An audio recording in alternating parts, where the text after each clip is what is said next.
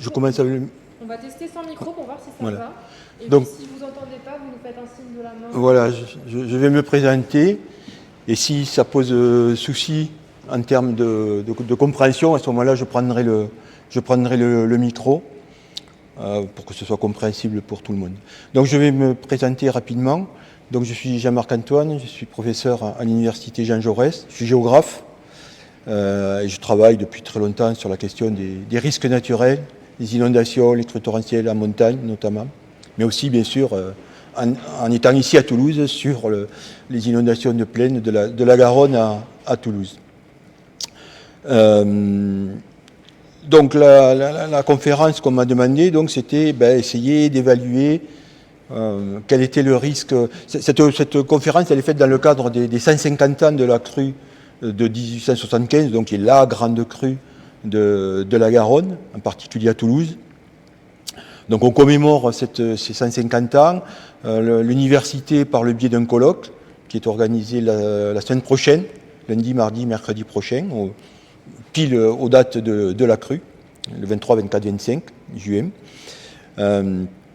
Et donc la question, c'est de faire un petit peu le point sur c'est quoi au-delà de cette crue. Est-ce qu'il y a toujours un risque? C'est une crue qui est ancienne, 150 ans, la mémoire, on oublie assez vite. Donc est-ce que le risque, il est toujours aussi fort, moins fort que ce qu'il a pu être donc en 1875, où c'est quand même une crue qui est... c'est une crue qui est quand même très importante. 8,32 m, c'est énorme en termes de hauteur à Toulouse. Alors bon, les conditions d'écoulement ont changé, mais c'est quand même beaucoup. 200 morts, plus de 500 dans l'ensemble du bassin. Pour la petite histoire, c'est la plus grande catastrophe naturelle connue en métropole. C'est cette crue de juin 1875. Je dis en métropole parce qu'après il y a l'éruption de la montagne Pelée en 1902 où là il y a des dizaines de milliers de morts, mais c'est une éruption volcanique. En métropole, c'est la catastrophe la plus forte. Donc 1200 maisons détruites, on verra que là aussi il y a des raisons à ce qu'il y en ait autant. Et puis 25 000 sans-abri, etc. Donc c'est une crue qui est considérable, avec des dégâts bien au-delà de Toulouse, dans les Pyrénées et même à Laval. Et cette crue, donc, qui est très, très importante, depuis, ça c'est la hauteur des crues à Toulouse, des crues les plus fortes, on n'a pas connu de crue aussi forte, jamais, mesurée en tout cas. Et les crues qui sont venues après, aucune n'a atteint 5 mètres. On était à 8,32 m en 1875, les autres, qu'on a connues depuis, n'ont même pas atteint 5 mètres. Donc c'est pour donner un peu une idée de ce phénomène-là, de l'ampleur de cette crue de juin 1875. Donc, aujourd'hui, est-ce que le risque il est aussi fort? Qu'est-ce que risquent, entre guillemets, les Toulousains? Donc, dans un premier temps, je vais faire un petit retour sur le vocabulaire, parce que la question des risques, elle mobilise des termes qui peuvent prêter à confusion, qui ont un sens bien précis, qui peuvent prêter à confusion, qui peuvent expliquer parfois les petites dissensions qu'il va y avoir, ou les incompréhensions, voire même les conflits qu'il peut y avoir entre les acteurs de cette gestion du risque au sens large, c'est-à-dire les riverains, ceux qui sont soumis au risque, mais aussi les services gestionnaires, services de l'État, services des collectivités locales, des mairies, etc., etc. Donc juste un petit retour sur quelques termes: les crues, les inondations, le risque, la catastrophe. De quoi parle-t-on quand on évoque ces termes-là? Alors, crue et inondation, ça s'applique à au même phénomène, qui est en fait une élévation du niveau des eaux. Donc c'est quelque chose qui relève du fonctionnement hydrologique normal des cours d'eau. Souvent, à la suite de catastrophes, les populations disent c'est qui est responsable? C'est qui? Il faut un responsable. Mais des fois, il n'y en a pas. Il n'y a pas de responsable. C'est comme ça. Il pleut trop. ça ruisselle, alors ça peut être exacerbé, mais voilà, ça ruisselle et ça donne des inondations, il y en a toujours eu, il y en aura toujours, voilà. Donc c'est le premier point, c'est quelque chose qui fait partie du fonctionnement normal, du hydrologique normal, au même titre que les très basses eaux, les étiages, quand il manque de l'eau en été, etc. Donc, maintenant, pour préciser un petit peu, on emploie le terme inondation, le terme crue, pour parler de la même chose. La crue de 1875, moi je dis crue de 1875, on entend aussi, c'est des inondations, c'est la plus grande inondation connue. Donc on a le même terme pour parler du même événement, ce qui est pas incompatible, on va dire. Alors une crue, c'est quoi? Une crue, c'est l'élévation du niveau de l'eau dans le lit mineur. Ce qu'on appelle le lit mineur, c'est là où coulent les eaux en général, les eaux moyennes, jusqu'au débit à plein bord, c'est-à-dire avant débordement. Voilà, ça c'est une crue. Donc ça peut être une petite crue, une grosse crue, une moyenne crue, etc. Cette crue,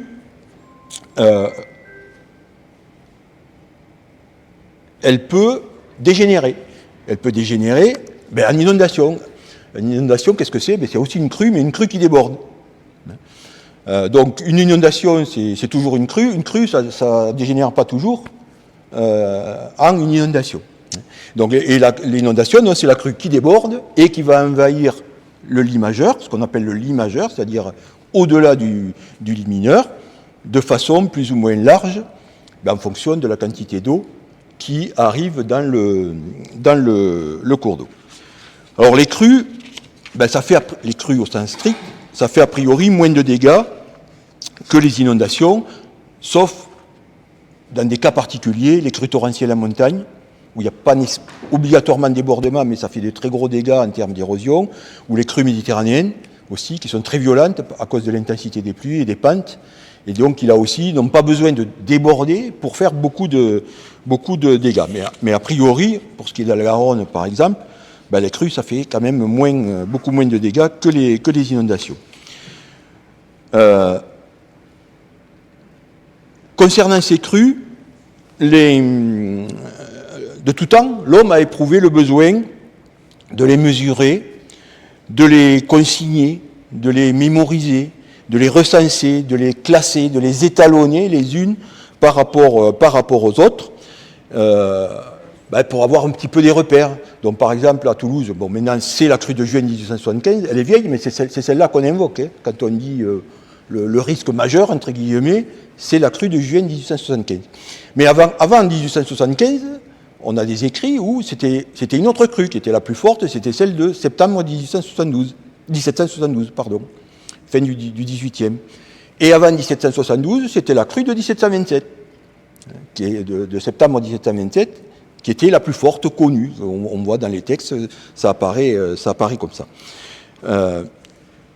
Et on voit là ce qu'on voit à l'écran, c'est les différentes façons de consigner ces événements, soit des écrits, comme la crue de 1712 en haut à gauche, la plaque de la chapelle Saint-Joseph de la Grave pour une grande crue aussi du 18e, qui est la crue de 1770,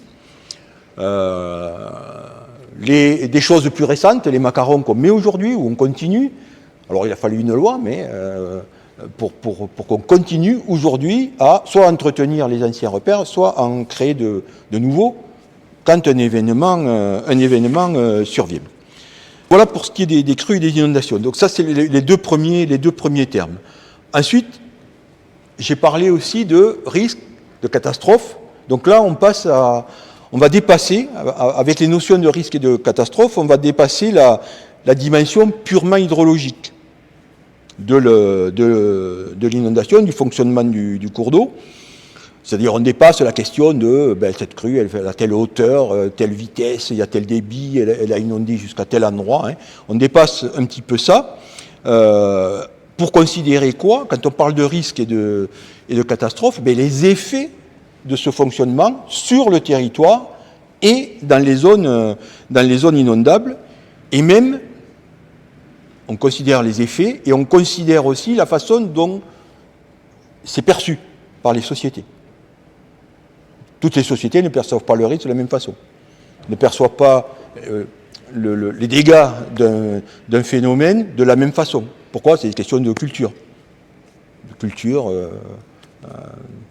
qui fait que c'est plus ou moins... Et on le verra, ces questions de culture, elles sont importantes aujourd'hui parce que dans notre société, on a changé de culture par rapport à ça. Et par rapport aux générations pas si anciennes, en fait,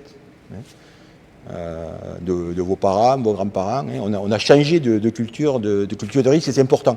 C'est important dans la façon dont ensuite on essaye de faire face, donc les politiques sont mises en place, l'efficacité de la mise en place des politiques, etc. etc. Donc ce risque, et en plus le risque, qu'est-ce que c'est? C'est une probabilité en fait. Alors bon, c'est un peu compliqué le schéma là, mais bon, le risque c'est ce qu'il y a au milieu, c'est la probabilité moyenne, forte, faible, qu'un phénomène, ce qu'on appelle des aléas, ce que j'ai évoqué tout à l'heure, une crue, une inondation, fasse des dégâts sur un territoire. Donc on parle d'aléas, on parle d'enjeux ou de vulnérabilité, ce qu'on appelle plutôt la vulnérabilité. Et ce qui fait le risque, c'est aussi la façon dont la société regarde.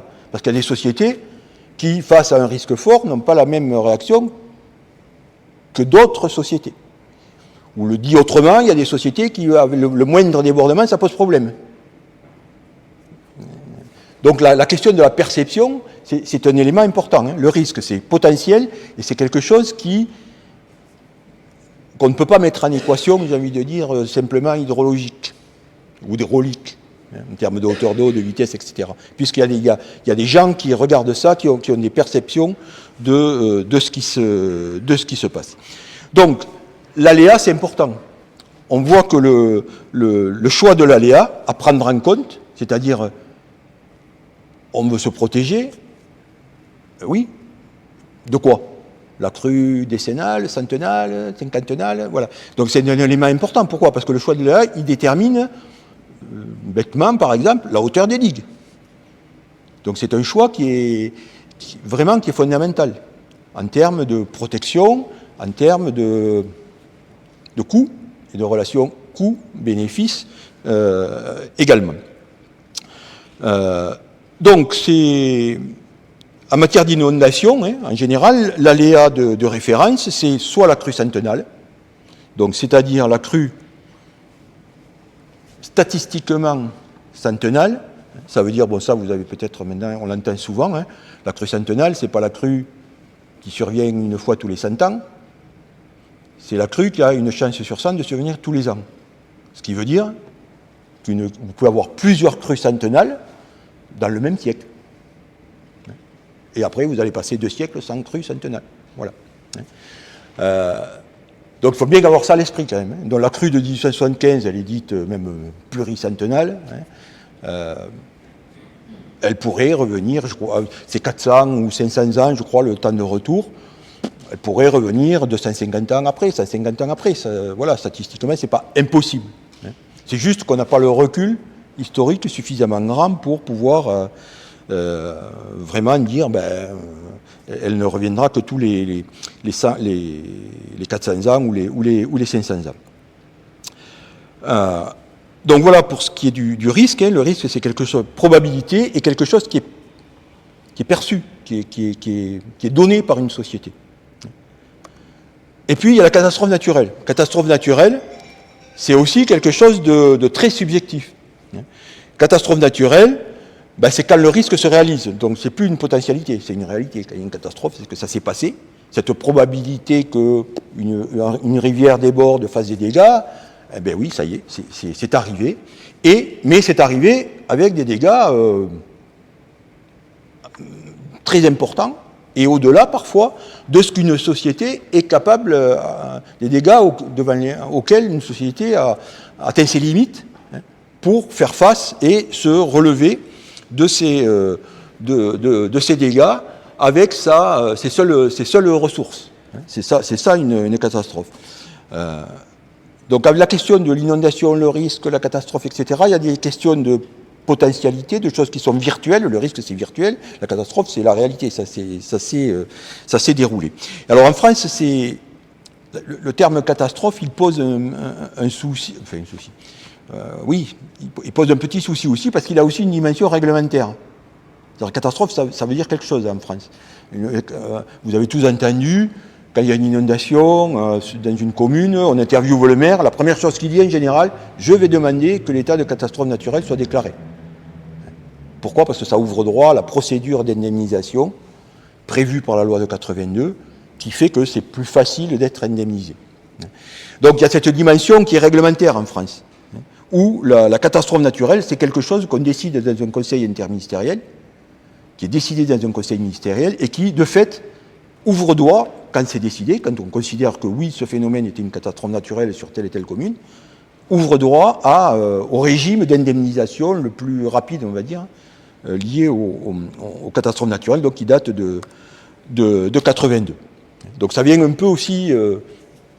Donc il y a des choses très concrètes, le fonctionnement normal d'un cours d'eau, et puis il y a des choses qui relèvent plus de la perception. Est-ce que c'est normal, c'est pas normal? Est-ce que ça fait beaucoup, ça fait pas beaucoup? Est-ce qu'on se protège de la crue centenale, de la bicentenale, de la cinquantenale? Enfin voilà, tout ça c'est des choses qui relèvent de la société elle-même, comment elle vit, quelle est sa culture, etc. Alors ce risque, c'est pas une donnée invariante. C'est quelque chose qui évolue au cours de l'histoire. C'est pour ça qu'on pose la question aujourd'hui. La crue de 1775, est-ce qu'elle peut revenir avec les mêmes effets? Ça évolue. Ce risque, il est soumis à évolution au cours de l'histoire, sur un même territoire. Le risque, c'est un aléa, une vulnérabilité et une perception de ces deux choses. Tout ça, ça peut évoluer. L'aléa peut évoluer. La vulnérabilité peut évoluer, c'est-à-dire les enjeux menacés. La façon dont la société regarde tout ça, ça peut évoluer aussi. Et on va le voir, c'est le cas. Donc, l'évolution du risque au cours de l'histoire, il évolue en fonction de l'aléa. Les averses, par exemple, ce n'est pas toujours les mêmes. Il y a des périodes climatiques où elles sont plus fortes. Il semblerait qu'on se dirige vers des périodes climatiques où ça serait plus intense, les averses. Donc, voilà. La couverture végétale du bassin versant. Bon, ça, c'est pas... ça évolue, et en particulier dans le bassin de la Garonne, c'est quelque chose qui a évolué très fortement. Entre les paysages qui étaient encore pyrénéens jusqu'aux années 1950 et les paysages actuels, ça ne se ressemble pas du tout. Des terroirs qui étaient mis en valeur, beaucoup mis en valeur, avec peu de forêts, etc. Et aujourd'hui, il y a la forêt partout. Et donc ça a un effet. Ça a un effet sur le rôle d'éponge des versants et sur l'intensité des crues, nécessairement. L'occupation, l'aménagement des lits mineurs. Si on indique, c'est bien parce que ça protège, on sait aussi que ça modifie le phénomène. Le phénomène hydraulique, il est modifié, en particulier pour l'aval, où les débits vont arriver plus vite. Donc si vous avez des digues, un endiguement très important à l'amont, ça va arriver beaucoup plus vite. Les lits majeurs peuvent être occupés aussi par du bâtiment, etc. Et ça constitue des obstacles à l'écoulement. Et donc, ça peut faire évoluer le risque dans le sens où, avec un même débit de débordement, vous pouvez avoir des hauteurs d'eau plus fortes. C'est possible. La vulnérabilité évolue, elle aussi, très fortement, et ça a été le cas lors des dernières décennies. Les lits majeurs qui ont été colonisés par l'habitat, donc c'est des enjeux en plus. Quand ça déborde et qu'il n'y a pas d'enjeu, c'est pas très grave. Quand ça déborde et qu'il y a des maisons, il y a des routes, etc., des activités socio-économiques, oui, c'est la vulnérabilité plus forte. Et si la vulnérabilité est plus forte, le risque est plus fort également. Et enfin, l'évolution des mentalités qui fait que par rapport à un même phénomène, à la limite, dans l'absolu, en théorie, par rapport à un même phénomène d'intensité égale, avec les mêmes dégâts, les sociétés, des sociétés différentes, soit parce qu'elles sont culturellement différentes, soit parce qu'elles sont dans le temps, différentes dans le temps, les sociétés qui nous ont précédés avec nous, par exemple, elles ne vont pas voir la même chose, elles ne vont pas ressentir la chose de la même façon. Et ça, on le voit très bien aujourd'hui. Comment? Parce qu'on est passé d'une société rurale qui savait comment fonctionnait une rivière, qui savait qu'une rivière, ça monte. La Garonne, elle monte. Au printemps, elle monte toujours. Elle ne monte pas qu'au printemps, mais ça monte. Parfois, ça monte et ça déborde. C'est normal. C'est ce que j'ai dit au départ. C'est le fonctionnement normal du cours d'eau. Elles étaient adaptées à ça. Elles ne s'implantaient pas n'importe où, ces sociétés. Et s'il y avait des grosses crues qui arrivaient à des endroits où on avait mis des maisons ou autre chose, ben oui, ça arrivait. Et voilà, on a accepté ce risque-là, on essayait de s'y adapter et on faisait avec. Et aujourd'hui, on a quoi comme société? On a une société où, là aussi, vous le remarquerez, vous essayez de faire attention les reportages télévisuels ou autres, quand on interroge les gens, même les maires des fois, hein, même les décideurs, la première réaction, c'est qui est responsable? Qu'est-ce qu'on cherche? C'est un responsable. Ma maison était inondée, c'est qui est responsable? C'est surtout pas moi. Donc, il faut un responsable. Et les responsables, ben, des fois, il n'y en a pas. Il n'y a pas de responsable. C'est comme ça. C'est comme ça. Une société qui cherche des responsables, ne veut aucun risque. C'est ça. On est passé, il y a un sociologue allemand, en 86, c'est pas d'aujourd'hui, qui avait théorisé un petit peu là-dessus, sur cette société qui est devenue en fait une société du risque. C'est-à-dire qu'elle veut être couverte par tous les risques possibles. On prend des assurances pour la voiture, pour la maison, etc. Mais aussi pour des choses qu'on ne maîtrise pas. Et donc on est passé à une société comme ça, à qui il est difficile de faire entendre que des fois, oui, c'est possible, la maison peut être inondée, parce que, oui, elle est dans l'imageur d'une rivière, et que c'est la faute à personne. C'est comme ça. Et donc tout ça, au cours de l'histoire, le risque, il évolue en fonction de ça, évidemment. Les aléas évoluent, la vulnérabilité, le niveau de risque, est-ce que le risque est fort, moyen, faible, etc. Ben, c'est en fonction de tout ça. Et tout ça, ça se croise, bien sûr. Et donc ça montre un petit peu la complexité quand même de la gestion de cet élément-là, hein, de cet élément naturel, entre guillemets. Là. Donc cette mise au point étant faite, la question donc aujourd'hui, c'est quel niveau de risque finalement? Donc maintenant qu'on a déblayé un petit peu la question, quel est le niveau de risque d'inondation à Toulouse? Quel est le risque encouru par les riverains de la Garonne? Les crues passées, parce que souvent c'est un petit peu ça, on dit oui, mais 1875, mais c'est loin, c'est il y a 150 ans, voilà, oui, justement, cette année. C'est des phénomènes du passé, ça. Donc est-ce que c'est ça? On est à l'abri de ces phénomènes. Et la chronologie et la hauteur des crues, elles laisseraient supposer. On voit bien que jusqu'en 1875, vous avez des crues qui dépassent allègrement les 5 mètres, qui arrivent donc même à 8,32 m en 1875, et que passé 1875, vous n'en avez aucune qui dépasse 5 mètres. Toutes les crues depuis 1875 sont inférieures à 5 mètres.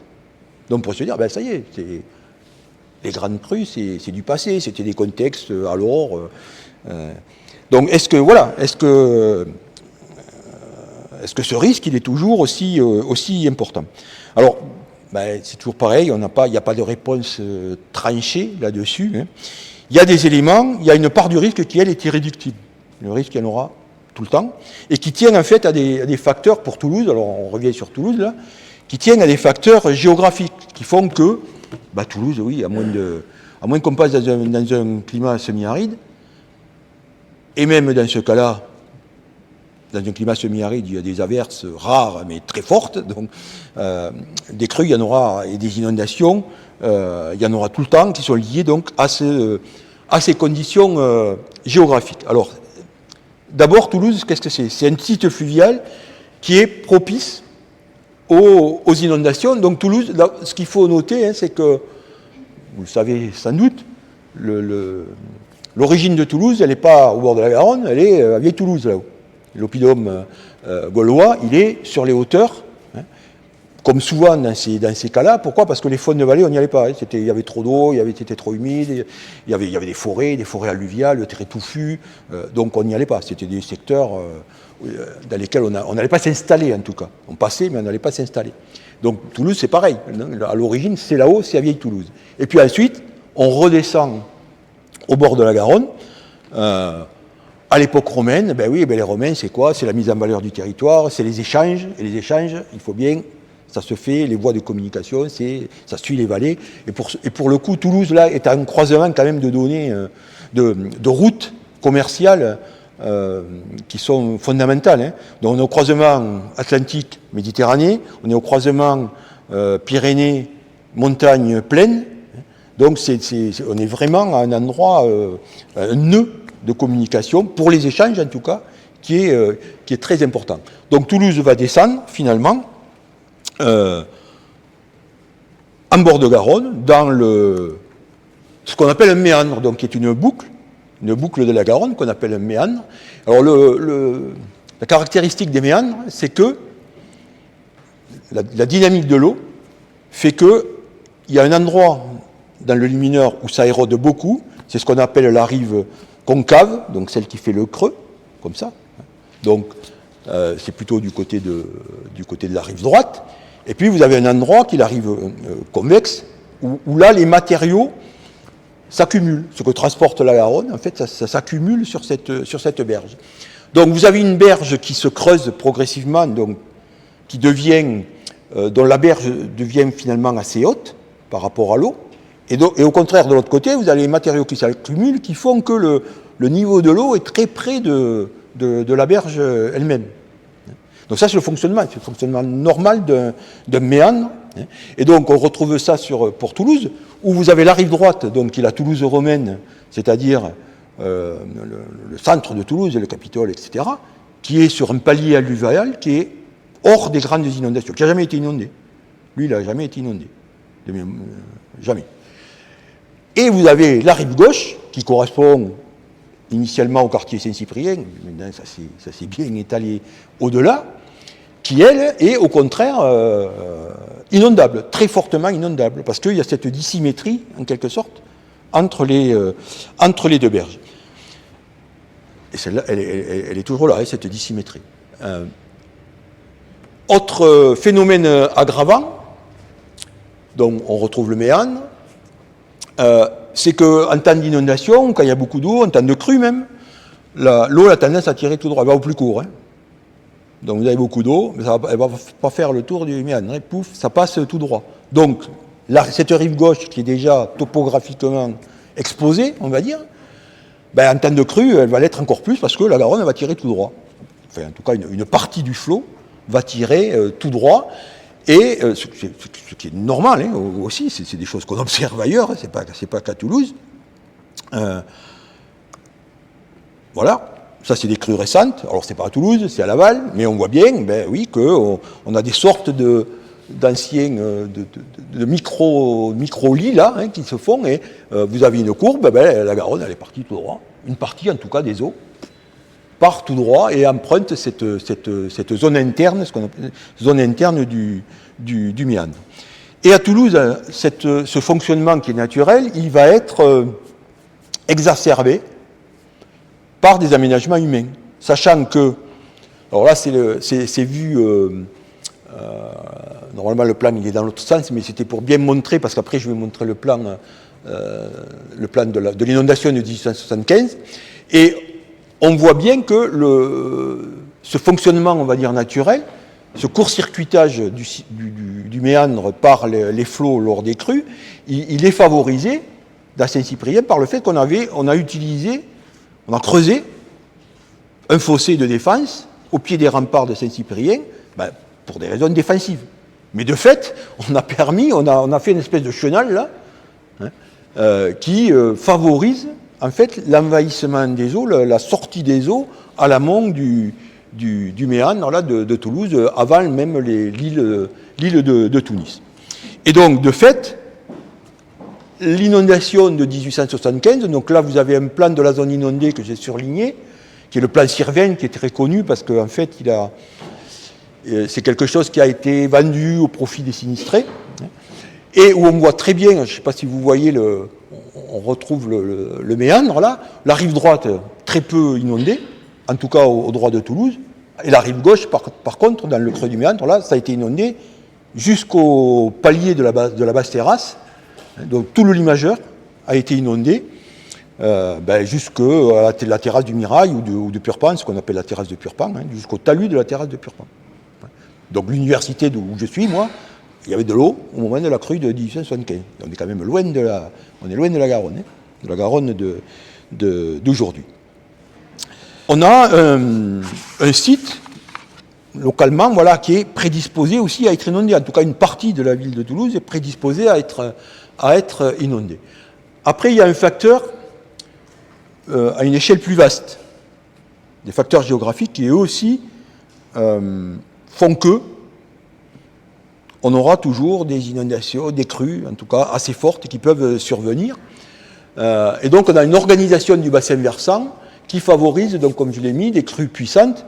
Et Maurice Pardet, qui est un grand hydrologue du milieu du XXe siècle, qui a étudié les crues un petit peu partout, qui avait étudié partout dans le monde, en France, du Rhône, de la Seine, etc.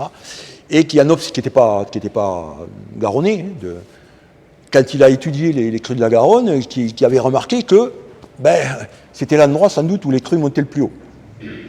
Que la Garonne, et Toulouse en particulier, était l'endroit en France où les crues montaient le plus haut. Alors ça tient à quoi?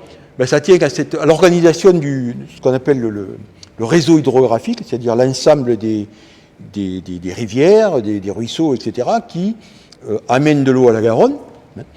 Et ce réseau hydrographique, on parle de réseau dendritique, en forme d'arbre, si vous voulez, ou en éventail aussi, parfois on parle de réseau en éventail, et c'est la configuration la plus contraire par rapport aux inondations, parce que toutes les eaux se concentrent en même temps. Vous avez des bassins fluviaux où vous avez la crue d'un affluent qui arrive, mais elle arrive avant la crue d'un autre affluent qui est un petit peu... Donc les crues, les débits de les volumes d'eau de chaque affluent, en fait, se succèdent, n'arrivent pas en même temps. Un réseau de cette forme-là fait que, très souvent, les ondes de crue de chaque rivière arrivent en même temps. Et donc, s'associent. Et donc, vous avez le maximum d'eau possible, en fait, qui va passer dans la Garonne. Et cette situation, elle vaut pour tout le bassin, où qu'on se situe dans le bassin, mais elle vaut en particulier pour Toulouse. Parce que Toulouse cumule un autre problème, c'est qu'on a cette situation-là, avec l'éventail, l'Ariège, l'Hers vif, qui n'est pas porté ici, la Garonne, l'Aineste, le Salat, etc. Donc ça fait bien cette forme comme ça. Mais en plus, on est au pied des Pyrénées. On n'est pas dans les Pyrénées, mais enfin, la Garonne a gardé un caractère un peu torrentiel encore. Ça veut dire qu'elle arrive vite, que les zones de crue se déplacent très vite, que ça monte haut. En montagne, les débits sont toujours plus forts, proportionnellement au bassin versant, si vous voulez. Et donc, Toulouse cumule en plus cette situation-là et explique pourquoi on a des crues aussi hautes. Et qu'on continuera à en avoir, parce que c'est organisé comme ça. Le bassin versant est organisé comme ça. Alors ensuite, après, quelle crue? Alors Maurice Pardet, encore le même là de tout à l'heure, avait regardé les crues et avait identifié trois. Alors c'est pas aussi simple, mais bon, c'est pratique de le dire, d'utiliser la typologie de Pardet. Donc il avait considéré qu'il y avait trois types de crues sur la Garonne, donc qui correspondent à des événements météorologiques un petit peu différents. Premier type de crue qu'il avait appelé crue océanique classique. Donc les flux viennent de l'ouest ou du sud-ouest. Donc n'abordent pas les reliefs de façon frontale, en tout cas pas les Pyrénées. Et donc donnent beaucoup de précipitations dans la plaine, sur le piémont. Et elle en donne aussi sur les versants pyrénéens, mais pas de façon exagérée, on va dire. Et donc ça débouche sur des crues qui sont assez lentes, en fait. Ça met du temps à monter et à redescendre. Même si on est sur la Garonne où ça monte plus vite qu'ailleurs, ce type de crue-là, ça met du temps à monter. On a l'exemple donc de la crue de 1981 qui était de ce type-là, et on voit bien qu'en fait, près de l'océan, on a des totaux importants, et puis après, dès qu'on est à l'intérieur, ça diminue un petit peu, ça réaugmente un petit peu sur le massif central. Mais donc en fait, il pleut moins quasiment sur les versants pyrénéens qu'au bord de l'Atlantique. Donc ça, c'est des crues d'hiver. Elles ne sont pas toutes associées, en général d'hiver. Voilà. On peut trouver ce type-là ailleurs, mais enfin, dans d'autres saisons, mais enfin, en général, c'est plutôt en hiver. Ensuite, on a la plus terrible, la configuration la plus terrible, qui est la crue océanique pyrénéenne, où là, on a des flux d'ouest-nord-ouest qui viennent frapper directement qui balayent le bassin, la plaine, on va dire, le bas du bassin versant, mais qui viennent aussi mourir sur les Pyrénées, et l'altitude va exacerber les précipitations. On va avoir des totaux de pluie très forts, plus on monte et plus il pleut. Donc c'est ce qu'on voit à droite sur la crue de juin 2000, qui est une crue de ce type-là, où on voit très bien, on passe du vert au jaune, au bleu très prononcé, là, donc avec des totaux qui sont très importants sur les altitudes. Donc ça, ce sont des crues qui sont plutôt les crues, c'est la crue de 1875, c'est ce type-là, et plutôt des crues de printemps. Alors quand on dit de printemps, on peut aller jusqu'à mi-juillet, en fait. Et puis, on a le troisième type de crue.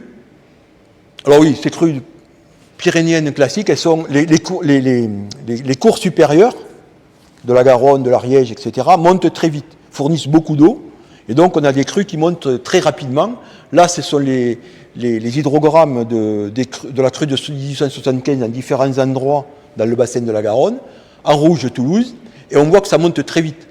Le matin du 23, on est à 4 mètres.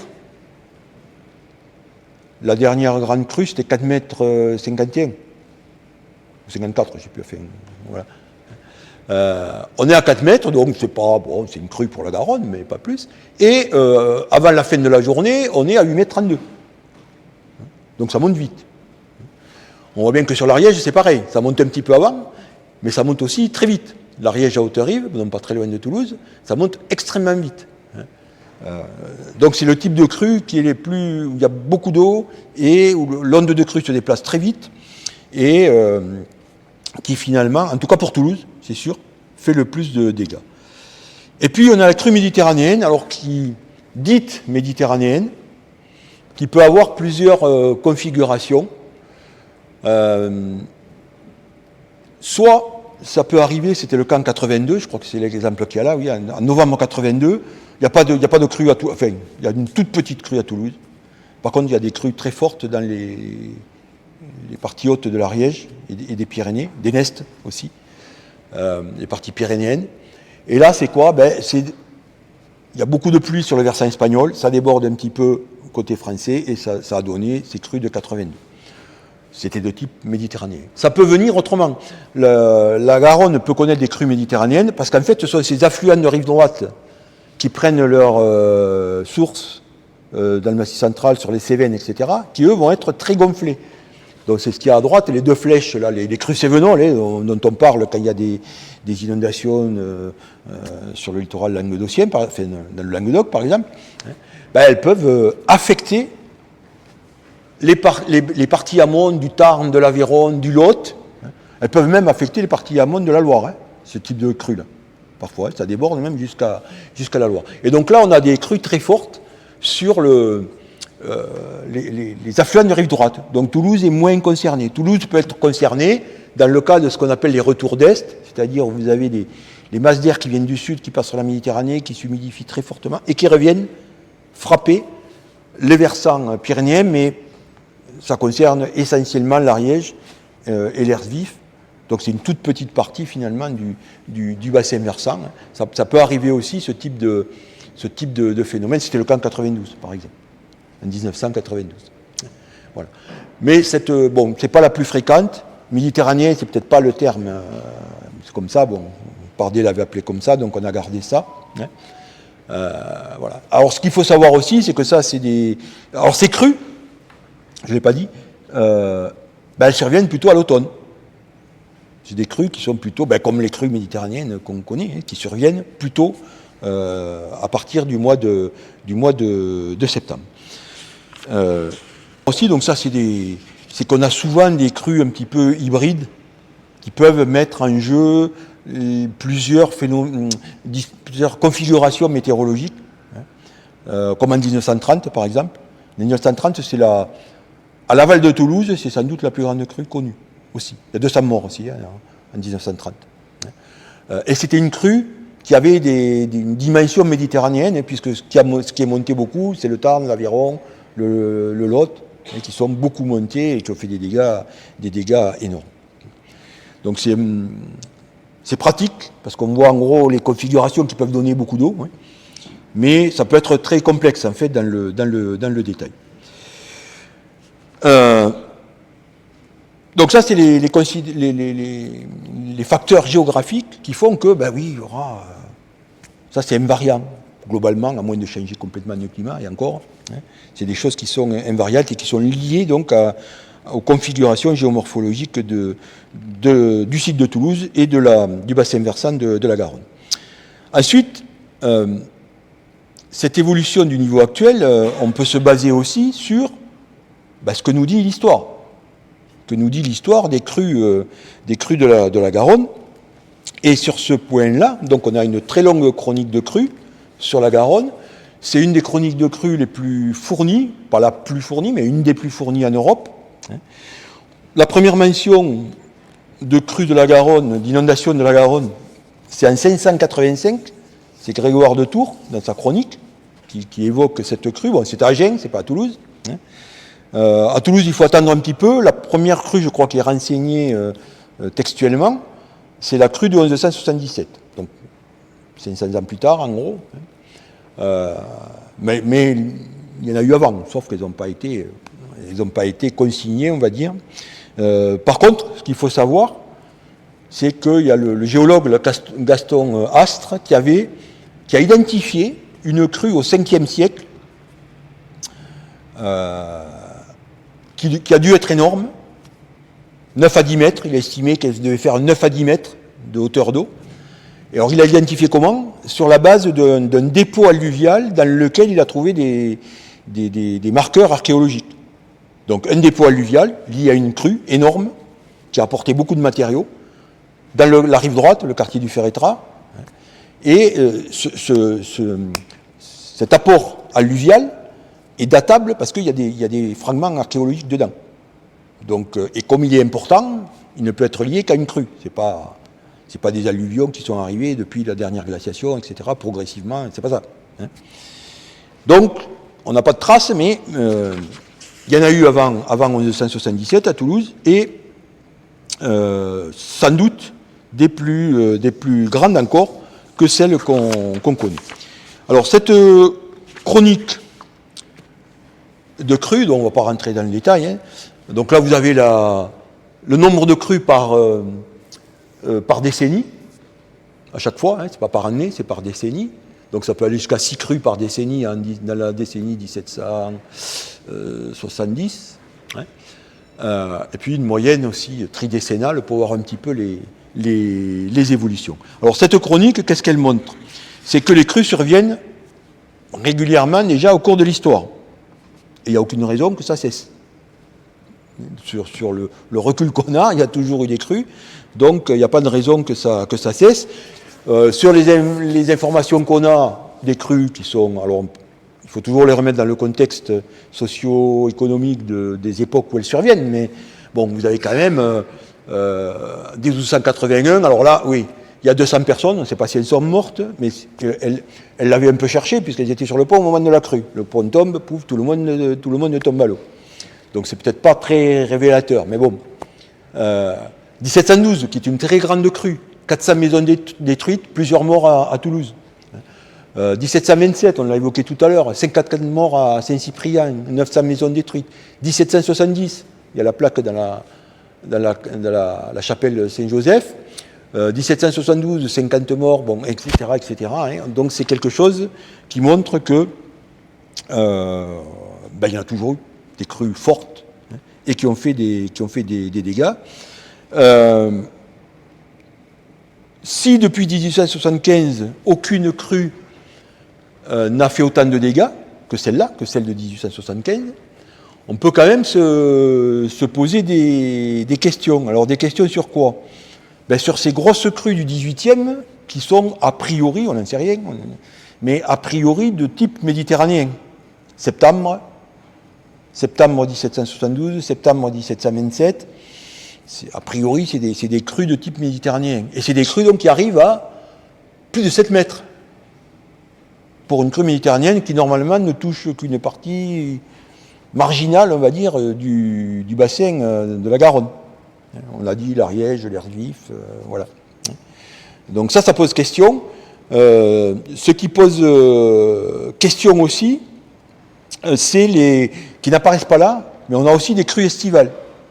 Le seul endroit où normalement il n'y a pas de crue de la Garonne, c'est l'été. Or, il se trouve que en 1678, en juillet 1678, il y a une grosse crue. Alors, ce n'est pas les plus grosses à Toulouse. Hein. Elle fait beaucoup de dégâts dans les Pyrénées. Mais elle est sensible à Toulouse. Hein. Elle est relatée à Toulouse. Bon, elle est au mois de juillet, donc ça peut être une crue océanique pyrénéenne là, qui survient au printemps. Et ça peut aller jusqu'au 14 juillet, jusqu'au 15 juillet, en gros. Hein. La date exacte, je ne sais plus, c'était en juillet. Mais il y en a une qui est en août. En août 1750, on a une très grosse crue dans les Pyrénées ariégeoises, garonnaises, et elle fait des dégâts à Toulouse aussi. Donc ça, c'est des choses qui posent question, auxquelles on n'est pas habitué aujourd'hui, et qui posent question. Du point de vue donc des phénomènes, donc de l'aléa, hein, ce qu'on pourrait appeler l'aléa. Ensuite, ben, il y a le risque, c'est quoi? C'est aussi une vulnérabilité, c'est-à-dire qu'on perd des choses. Il y a des choses qui sont menacées. Il y a des enjeux qui sont menacés. Et donc, à Toulouse comme ailleurs en France, l'évolution de l'occupation du sol dans les zones inondables n'a cessé d'aller en s'aggravant, bien sûr, ce n'est pas spécifique à Toulouse, avec une vulnérabilité qui s'est accrue pour arriver à la vulnérabilité très importante qu'il peut y avoir aujourd'hui à Toulouse, mais dans toutes les grandes métropoles où on est exactement dans la même situation. Et donc là, on le voit bien, en jaune, c'est la Toulouse romaine, à l'abri complètement des inondations. En orange, Toulouse médiévale, dont une partie est déjà, Saint-Cyprien est déjà sur la rive gauche soumise aux inondations. Et puis après, ça n'a pas arrêté de s'étendre pour finalement occuper la quasi-totalité du lit majeur de cette zone très vulnérable de bâtis, de voies de communication, etc., qui occupe la quasi-totalité. Alors, Toulouse s'étend en auréole, et donc par conséquent, ben oui, l'auréole, elle est aussi dans la zone inondable, très fortement inondable de la Garonne. Donc ça, c'est aussi un élément qui va dans le sens d'un risque, sans parler de l'aléa. Ben oui, le risque, il est fort parce qu'il y a beaucoup à perdre en cas de survenance de ce risque-là. Ce qui va aussi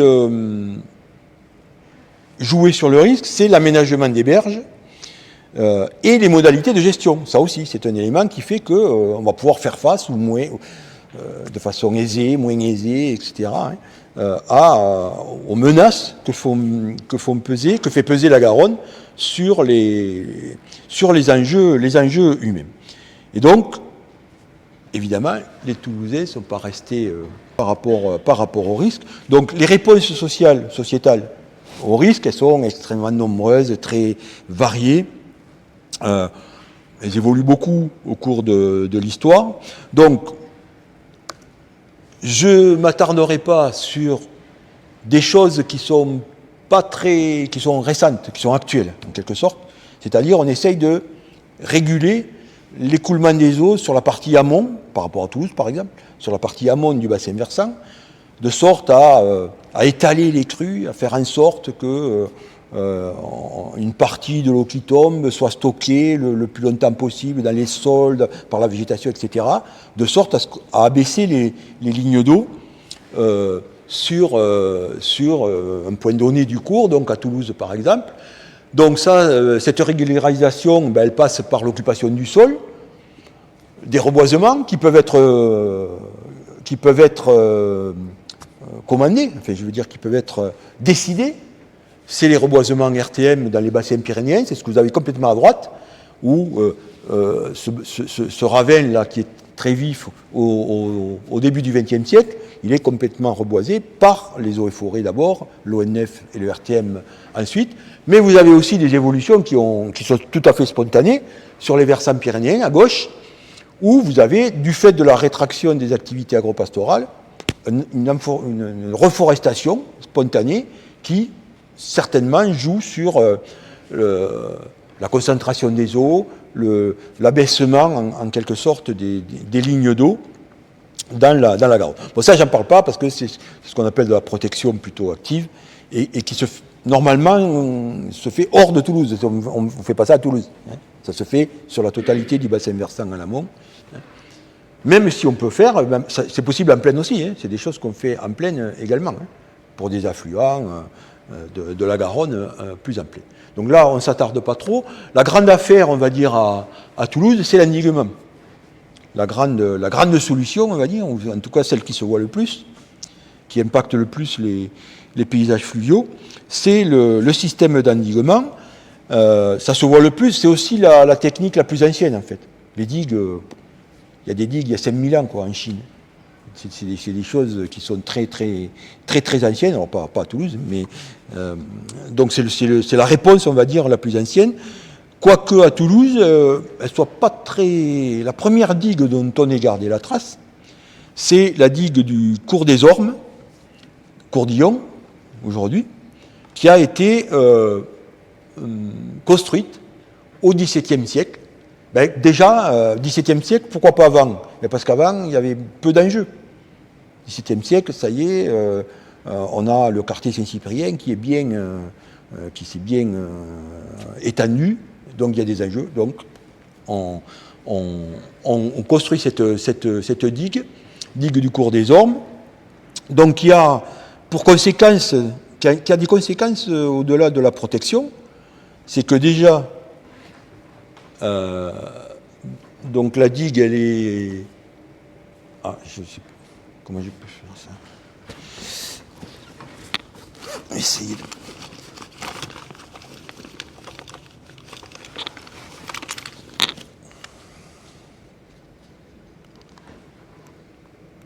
Ah. Bon, ça marche pas.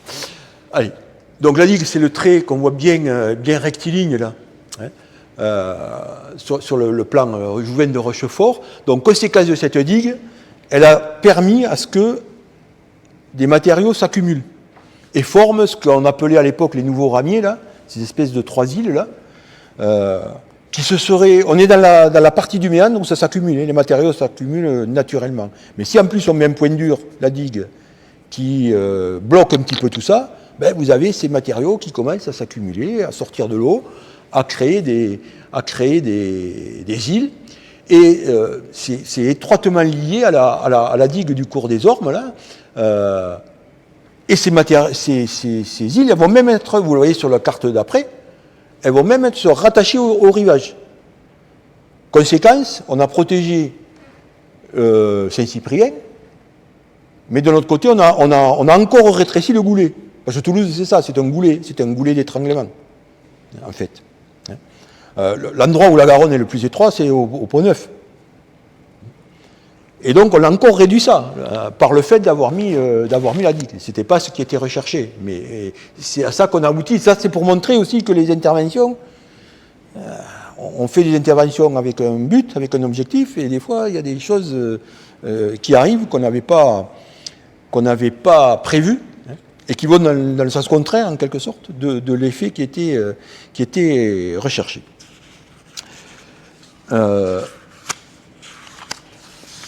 Ensuite, on a très peu de...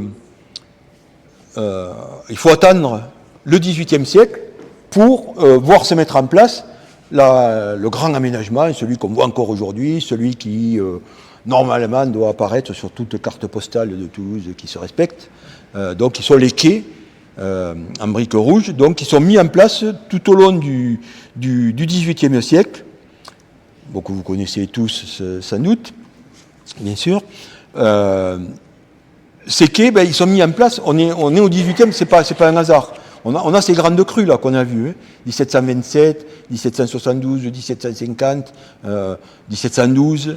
Je n'ai pas parlé de celle de 1709, qui est une crue particulière parce que c'est une débâcle liée à la Garonne s'était englacée. Et puis tout ça, ça dégèle tout d'un coup, donc on a une crue là aussi. Donc il y a beaucoup de crues. Et c'est pas un hasard si c'est le moment où on a une action un petit peu concertée, un petit peu généralisée, dans le centre-ville en tout cas, pour protéger les berges. Mais ce n'est pas le seul objectif. C'est qu'ils sont mis en place dans un double objectif, celui de protéger, bien sûr, mais de protéger en faisant du beau. C'est-à-dire, c'est intégré, ils font partie, ces quais, d'un projet urbain, d'embellissement urbain plus large, qui dépasse d'ailleurs les berges de la Garonne aussi, et avec l'ouverture de certaines avenues, etc. etc. Et ces quais d'ailleurs, il y a des ports fluviaux, il y a l'utile et le beau. Parce qu'il y avait des ports fluviaux, ils ne sont pas là pour faire joli. Aujourd'hui, ça fait joli, le port de la Dora, de Viguerie, c'est joli, mais à l'époque, c'est fonctionnel. Je veux dire, il y a un trafic fluvial, il y a du commerce, et donc ces quais, ils ont une utilité, mais on va faire en sorte qu'ils soient aussi beaux, qu'ils s'intègrent dans ce projet global, linéaire, donc d'embellissement des berges et de protection des berges. Et ensuite, 19e siècle, on n'a plus rien. On a une seule chose au 19e siècle, alors qu'on a des grosses crues, c'est la protection de l'île de Tunis, en dur là aussi, dans le style des quais du XVIIIe siècle. C'était le secteur qui n'avait pas été encore aménagé de cette façon-là. Donc, en fait, c'était une dent creuse là, et donc on fait la continuité sur les quais par la protection de l'île de Tunis. L'île de Tunis, c'est celle qui est touchée tout le temps. Même les petites crues, c'était un secteur. L'île de Tunis, à l'origine, c'est un secteur pré-industriel. Il y a des gens qui habitent, mais c'est des petites gens, il y a beaucoup d'industries, de meuneries, etc. Et donc c'est un secteur qui est toujours touché parce que, oui, on est dans cette rive concave du méandre où on a où l'érosion est très forte. Donc ça se fait en 1850 et c'est tout. Pourtant, il y a des grosses crues qui arrivent là, notamment en 1875. Et on aurait pu s'imaginer que, vu une fois passé la crue, les dégâts, etc., il faut faire quelque chose. On va mettre en place quelque chose qui nous protège de cette crue, du retour d'une crue de ce type-là. Alors des projets, il y en a eu beaucoup. On a retenu, souvent on cite celui de l'ingénieur des ponts et chaussées Pendariès, en 1917, qui n'a pas abouti. Pourquoi ? Parce que lui, il se proposait, du point de vue hydraulique, ça tient la route. Après, du point de vue social, c'est autre chose. Il se proposait de détruire le Pont Neuf, oui, puisqu'il fait obstacle, là, il est au milieu dans l'endroit le plus étroit de la Garonne à Toulouse, de détruire l'Hôtel-Dieu, parce que c'est un point dur, là aussi, et d'établir un canal de décharge dans le méandre de Saint-Cyprien. Rétablir en quelque sorte le fameux fossé la médiéval, un peu plus large, de sorte que ça décharge un peu la crue de la Garonne, avant qu'elle passe vraiment dans le centre de Toulouse. Donc, des associations de préservation du patrimoine qui se mettent en place, qui disent non, nous, de Toulousains, qui disent non, un projet comme ça, c'est pas possible. Le Pont Neuf, on ne le détruit pas. Le Pont Neuf, c'est le seul qui a tenu en 1875. C'est le seul pont qui n'a pas été détruit sur la Garonne par la crue de 1875. Donc il avait été bien fait. Et donc non, donc ça ne s'est pas fait, ce qui est paradoxal quand même, parce que c'était une crue terrible, quoi. Je rappelle, il y a plus de 200 morts quand même. Et donc on ne fait rien de spécial, finalement.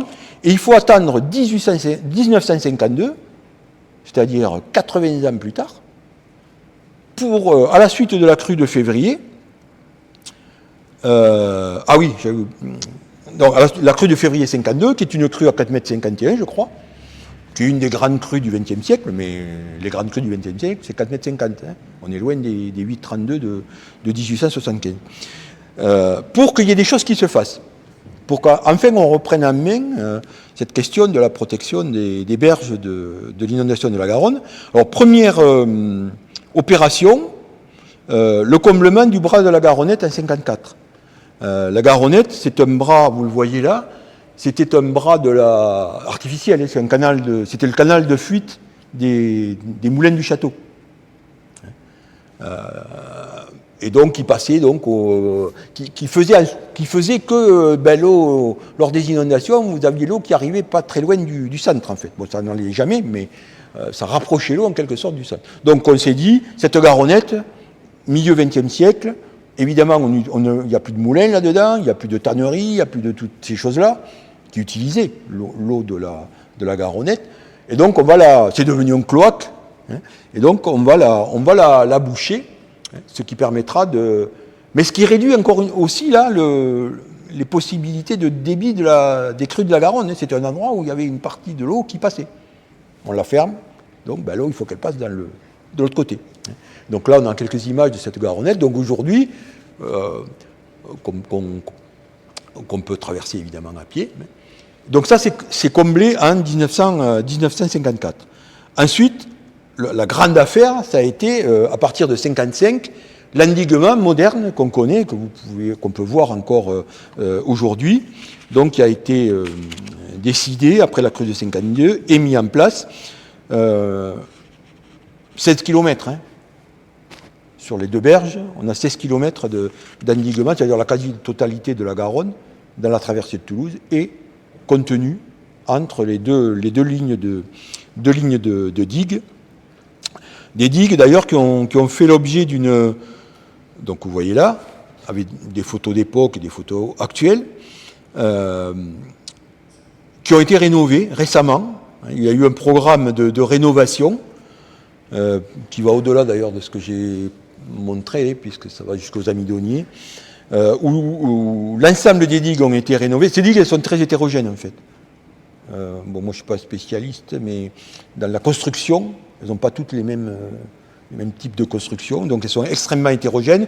Dans l'hétérogénéité, ça inclut des réactions différentes à la hauteur d'eau, à la pression, etc. Donc c'est pas un bon point déjà. Hein. Donc elles sont très hétérogènes et surtout elles commençaient à vieillir un petit peu. Donc elles ont été rénovées. Donc entre 2015, je ne sais pas pourquoi j'ai mis 2010, 2015 et 2020, dans le contexte plus large de la cession de la gestion des digues de l'État vers la commune de Toulouse. Normalement, c'est l'État qui gère les digues. Là, il y avait un transfert de gestion. Et dans le cadre de ce transfert, on a transféré quelque chose qui était en état de fonctionner, en quelque sorte. Et donc, on a rénové ces digues, donc très récemment, avec tout un programme qui a duré, je répète, de 2015 à 2020. Il y a même eu des interventions sur le pluvial un petit peu avant, en 2012. Et tout ça, ça a été complété à partir un petit peu avant d'ailleurs. L'endiguement avait été complété à partir de la fin des années 90 par des aménagements plus ponctuels que vous connaissez, donc des bâtards d'eau qui empêchent l'eau la Garonne en temps de crue de venir envahir les berges les plus basses, notamment la Garonnette, parce que la Garonnette, elle a toujours il n'y a plus d'eau, mais le débouché vers la Garonne, il est toujours là. Il y a un pont qui passe dessus, il est toujours là, ce qui fait que la Garonne, quand elle est en crue, elle pourrait remonter dans cette Garonnette, reprendre le lit. Et donc il y a ce bâtard d'eau qui est mis en place. Il y a aussi, et on en voit une fonctionner là un petit peu, des pompes de relevage qui permettent de prendre de l'eau quand il y en a trop, notamment du pluvial, dans les zones inondables et de la transférer dans la Garonne. Alors ces digues, ça pose quand même quelques soucis. Elles sont très controversées. D'une manière générale, c'est des ouvrages qui sont très controversés aujourd'hui dans le monde. Pourquoi ? Elles ne sont pas continues. Donc ça veut dire que quand vous protégez un endroit, vous soumettez un autre endroit à l'aval à plus de risques. Et aujourd'hui, alors dans le temps, chacun faisait dans son coin, donc bon, ça pouvait se comprendre. Aujourd'hui, on n'en est plus là, on aménage sur les rivières, on essaye d'avoir une cohérence, on va dire, à l'échelle du bassin versant. et de ne pas faire des choses à un endroit qui, en fait, exagère les problèmes à un autre endroit. Or, les digues, c'est ça que ça fait. À moins de concevoir des digues continues jusqu'à la mer, jusqu'à la Gironde, et là, tout le monde serait protégé, mais ce n'est pas souhaitable, je pense. Ces digues, elles accélèrent les vitesses. Ça, c'est une règle d'hydraulique. Vous contraignez un courant dans du dur, ben, ce courant, il prend de la vitesse. Il prend naturellement de la vitesse. Donc, les ondes de crue se déplacent plus vite vers l'aval. Ces digues, elles ont vocation à être surpassées un jour ou l'autre, de toute façon. Il y aura une crue plus grosse que les autres qui passera par-dessus, ou pire encore, à céder. Et là, c'est un phénomène qui est plus grave que l'inondation, on va dire, progressive. Si vous avez une digue qui cède, c'est une vague tout d'un coup qui arrive, qui va faire plus de dégâts que l'inondation, même si elle est rapide, classique, par débordement. Et puis, accessoirement, elles empêchent aussi un retour des eaux dans le lit mineur. Quand vous avez un endroit inondé, la digue, elle va jouer dans l'autre sens. Elle va empêcher les eaux de revenir vers le lit mineur, donc d'assécher les zones inondées. C'est pour ça d'ailleurs qu'il parfois il y a des stations de relevage, ça va à pomper l'eau d'un côté pour la remettre dans la Garonne. Donc pour toutes ces raisons, c'est un ouvrage qui est très controversé aujourd'hui. Il y a des endroits où on les détruit. Alors par contre, à Toulouse, l'endiguement il est dimensionné pour faire face à la crue de 1875, c'est-à-dire à 7000-7500 mètres cubes secondes. On ne voit pas comment on pourrait s'en passer. Il n'est pas question, évidemment, de supprimer les digues, de les abaisser, enfin, j'en sais rien, dans une zone où les enjeux, la vulnérabilité est très forte. C'est évidemment pas à l'ordre du jour, bien au contraire. Donc ça, c'est l'essentiel. Et après, il y a des améliorations modernes. Là, peut-être les collègues qui suivront après en diront peut-être un petit peu plus par rapport à Toulouse. Mais il y a des nouvelles modalités de gestion au XXe siècle qui se mettent en place et qui sont là aussi pour réduire un petit peu le risque, donc ce qu'on peut perdre. Donc il y a le PPR, le PPRI, qui a été mis en place dans le plan de prévention des risques d'inondation, alors qui s'adresse aux enjeux futurs. C'est-à-dire qu'on va faire en sorte de ne pas encore augmenter la vulnérabilité dans des zones qui le sont déjà. C'est ça un PPRI, pour le dire rapidement. Ce PPRI, il a été mis en place en 2011, ce qui est un peu tardif pour une ville comme Toulouse, avec les risques qu'il y a, etc. Sachant que les PPR, enfin avant ça s'appelait PPR, ça existe depuis 82, quoi. Donc, bon, il y en a un aujourd'hui, donc on ne va pas... Voilà. Ça a été quand même un petit peu tardif. Et l'originalité du PPR de Toulouse, du PPRI de Toulouse, c'est qu'au-delà de l'aléa inondation, il tient compte du suraléa rupture de digue. C'est-à-dire qu'il considère qu'il y a ce risque-là aussi. Et que donc, au cas où, il faut quand même aussi prendre ça en compte. Et faire en sorte que l'espace ne soit pas... aménager un petit peu n'importe comment. Après, etc., c'est quand même très difficile d'aller vraiment changer c'est possible, hein, il y a des choses qui sont prescrites, mais enfin, c'est extrêmement difficile. Mais au moins, il y a la question de l'augmentation future de la vulnérabilité qui est réglée. Après, il y a des choses qui sont efficaces, qui peuvent être efficaces, et dont on nous parlera tout à l'heure. C'est des choses qui paraissent des gadgets un petit peu. Et moi-même, au départ, quand ces politiques se sont mis en place, c'est-à-dire d'information préventive, etc., je dis, bon, ça, oui, c'est très bien, on va avertir les gens, ça coûte pas cher, ça, voilà. Mais en fait, oui, en fait, c'est des choses quand même qui sont importantes. Il suffit juste de regarder, c'est pas les mêmes contextes, mais si vous regardez les crues méditerranéennes récentes, là, Côte d'Azur, etc., vous regardez les victimes. Les victimes, c'est qui? C'est des gens qui font des trucs. Si on le dit là, on ne le fait pas, personne ne le fait. Descendre chercher la voiture dans le sous-sol, alors que l'eau commence à monter. Des gens qui sont au bord de la rivière, là, qui regardent, qui attendent peut-être que le pont soit emporté, je ne sais pas. Des gens qui sont évacués, mais à qui on dit, mais qui dit, ah, j'ai oublié le portefeuille, j'en sais rien, je sais pas quoi, je reviens, hop, je suis emporté.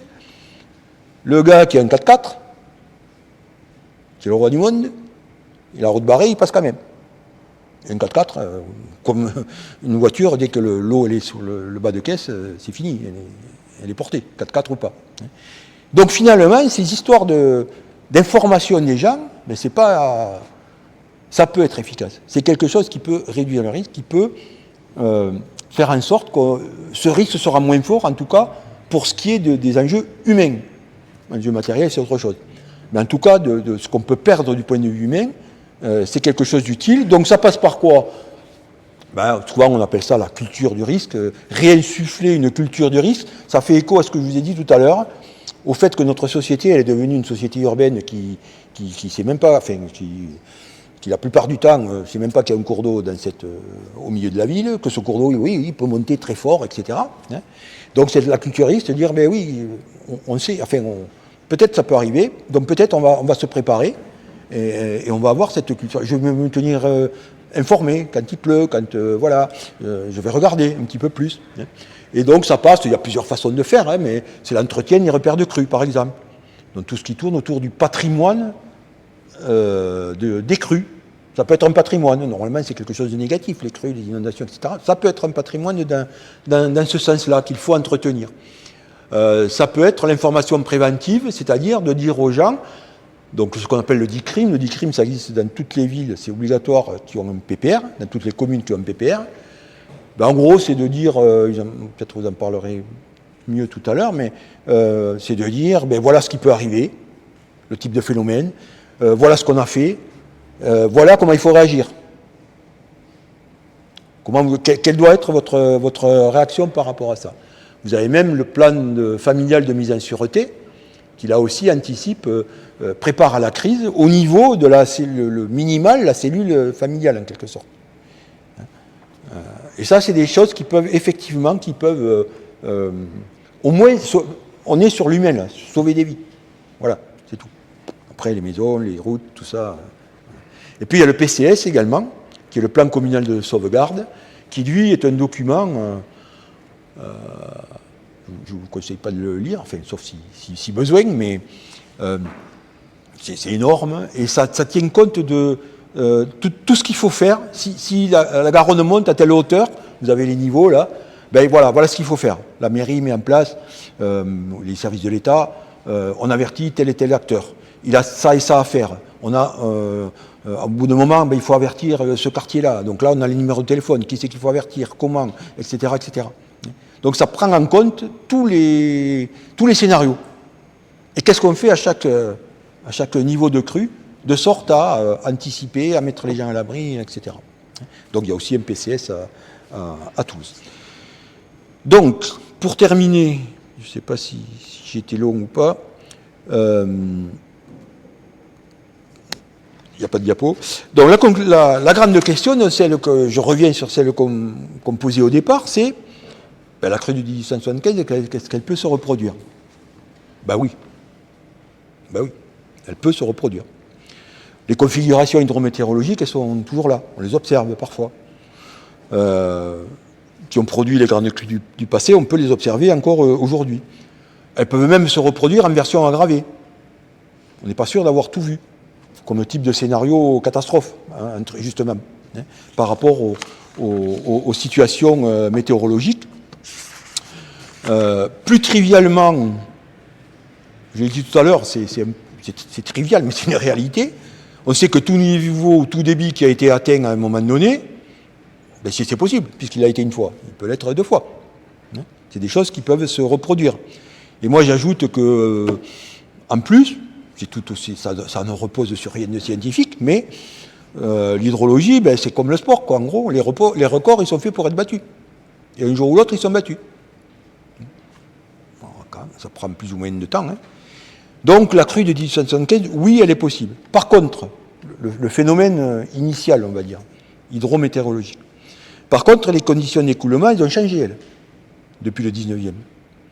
Donc en gros, on n'est pas sûr que le volume de la crue de 1875 atteigne aujourd'hui, si ça revenait, la même averse, avec les mêmes configurations, etc., on n'est pas sûr que ça atteigne 8,32 m.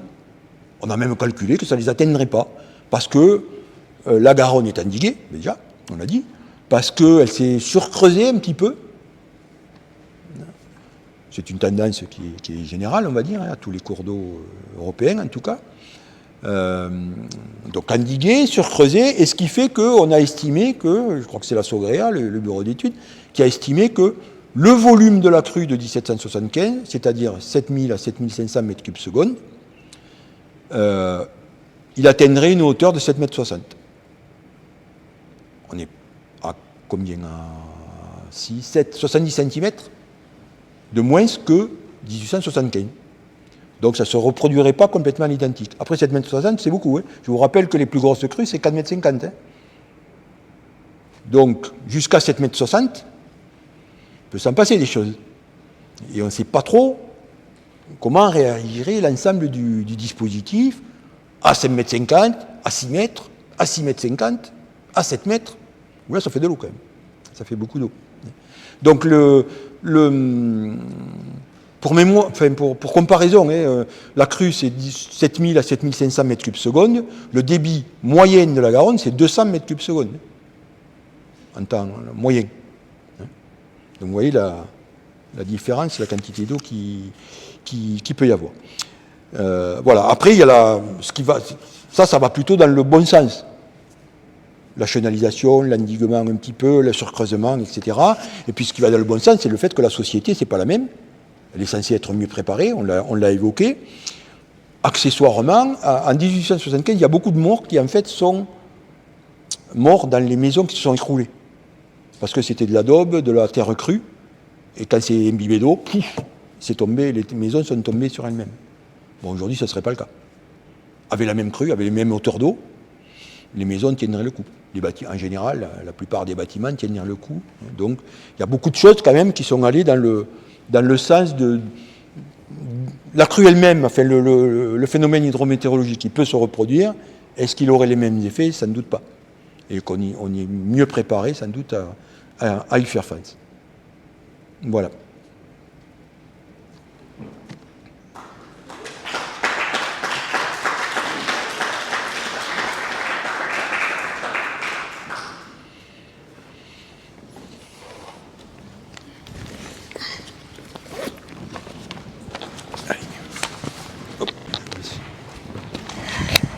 Ah ben, il y en a deux.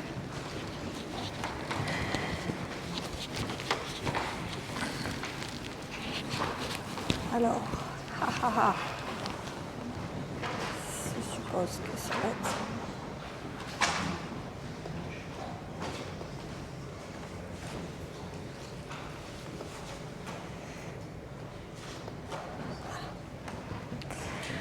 Bien, ben, bonsoir. Ah, c'est pas ce qu'il faut. Bonsoir à tous. Nathalie Libourel, je suis la chef du service des risques majeurs de la mairie et Stéphane. Voilà. Vatelier, ingénieur au service des risques majeurs de la mairie. Voilà, donc en fait, on fait juste un petit complément dans la présentation qui vous a été faite pour vous expliquer dans quelle mesure vous, en tant que citoyen, vous pouvez être aussi acteur de votre sécurité face à ce risque inondation qui concerne Toulouse. Alors en fait, Toulouse est inondable, on l'a vu, on a des digues, on ne va pas les enlever. Donc on a des zones qui sont non protégées, qui restent inondables et qui sont non protégées, comme l'île du Ramier, et donc des zones protégées comme Saint-Cyprien. De fait, on a des stratégies face à ce risque qui sont prévues dans notre plan communal de sauvegarde. Et ces stratégies, en fait, on a besoin de les tester. Et récemment, enfin depuis l'année dernière, le 23 juin l'année dernière, le 13 octobre l'année dernière et début avril de cette année, nous avons organisé des exercices avec des Toulousains, des participants, qui nous ont permis en fait de... Alors, désolé, hein, c'est problème au niveau des diaporamas, mais avec des Toulousains volontaires, dont certains sont dans la salle, donc, on participe à ces exercices pour à la fois nous permettre de tester nos dispositifs opérationnels, mais après aussi nous permettre de les améliorer avec leurs avis en fait. Donc on a fait des retours d'expérience à chaud, puis à froid, on a fait même des groupes de travail pour essayer de voir quels seraient les parcours idéaux de Toulousains qui seraient évacués, alertés, regroupés, orientés et hébergés. Et alors, on va juste, parce que pour se garder du temps sur les questions, normalement ça marche. Voilà. Pourquoi avez-vous choisi de rejoindre cet exercice d'évacuation? Un petit témoignage. Parce que j'habite vraiment en bord de Garonne, je suis Catherine au Jussadouce, et c'est, je pense, à Val-d'Oiseau, je suis à 150 mètres du bord de Garonne. Et ça me paraît important de faire ce type de simulation pour savoir, pour avoir les bons gestes et pour aider les voisins qui potentiellement aider les voisins. Qu'est-ce que ça vous a apporté? Est-ce que ça vous a permis d'être mieux préparé pour une situation réelle? Oui, parce que ça m'a donné la liste de toutes petites choses auxquelles je peux penser et dont je pourrais avoir besoin en cas de nécessité. Quel est l'élément le plus marquant que vous retenez de cet exercice? Difficile de répondre. Peut-être en rencontre avec d'autres personnes, mais le côté convivial de l'exercice est très agréable. Est-ce que ça vous paraît intéressant d'en refaire et est-ce que vous y participeriez, y compris sur d'autres risques? Oui, tout à fait. Voilà, donc c'était un des témoignages parmi plusieurs qui ont été faits sur ces exercices. Si on a le temps, si vous voulez, on regardera le deuxième. Donc c'est une façon d'être acteur et de nous apporter de l'information. Et vous pouvez... Oui, Stéphane qui veut... Juste pour compléter au niveau de ces exercices, on avait pour objectif d'avoir une centaine de personnes en fait, participantes qui composent en fait, la diversité de tous les foyers qu'il peut y avoir à Toulouse. Donc aussi bien des couples avec des jeunes enfants, des gens qui ont des animaux, des personnes qui sont en situation de handicap, des jeunes étudiants, des personnes de tout âge et de tous horizons.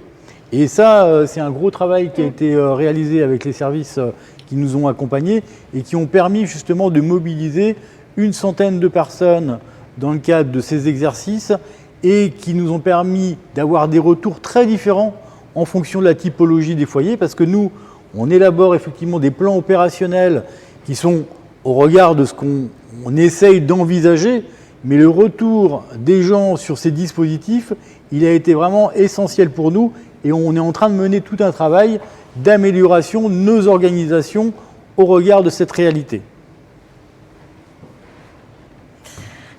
Ce que vous pouvez faire aussi, c'est vous renseigner sur les risques. On a parlé du risque inondation, mais vous ne savez pas forcément exactement où vous vous situez par rapport à ce risque, et il y en a d'autres également sur Toulouse. Vous avez à votre disposition ce qu'on appelle le plan dynamique interactif, donc sur Internet, vous tapez PDI carte Toulouse, et vous avez accès à une instance risque majeur qui vous permet, en fait, avec une petite loupe, vous pouvez rechercher votre adresse et ça va vous positionner précisément sur cette carte où vous indiquez les zones de risque qui vous concernent et les zones d'alerte et la consigne de sauvegarde. Ensuite, vous avez des documents d'information que vous avez sur la table derrière vous. Donc, le livret d'information sur les risques, qui est la version grand public du DICRIM, que vous a présenté tout à l'heure, qui est aussi à disposition, qui vous présente en gros pour chaque risque les mesures de protection, de prévention, de surveillance et les consignes de sauvegarde. Des compléments également se trouvent sur le site internet de la ville, sur la page risque majeur. Tous les documents sont téléchargeables.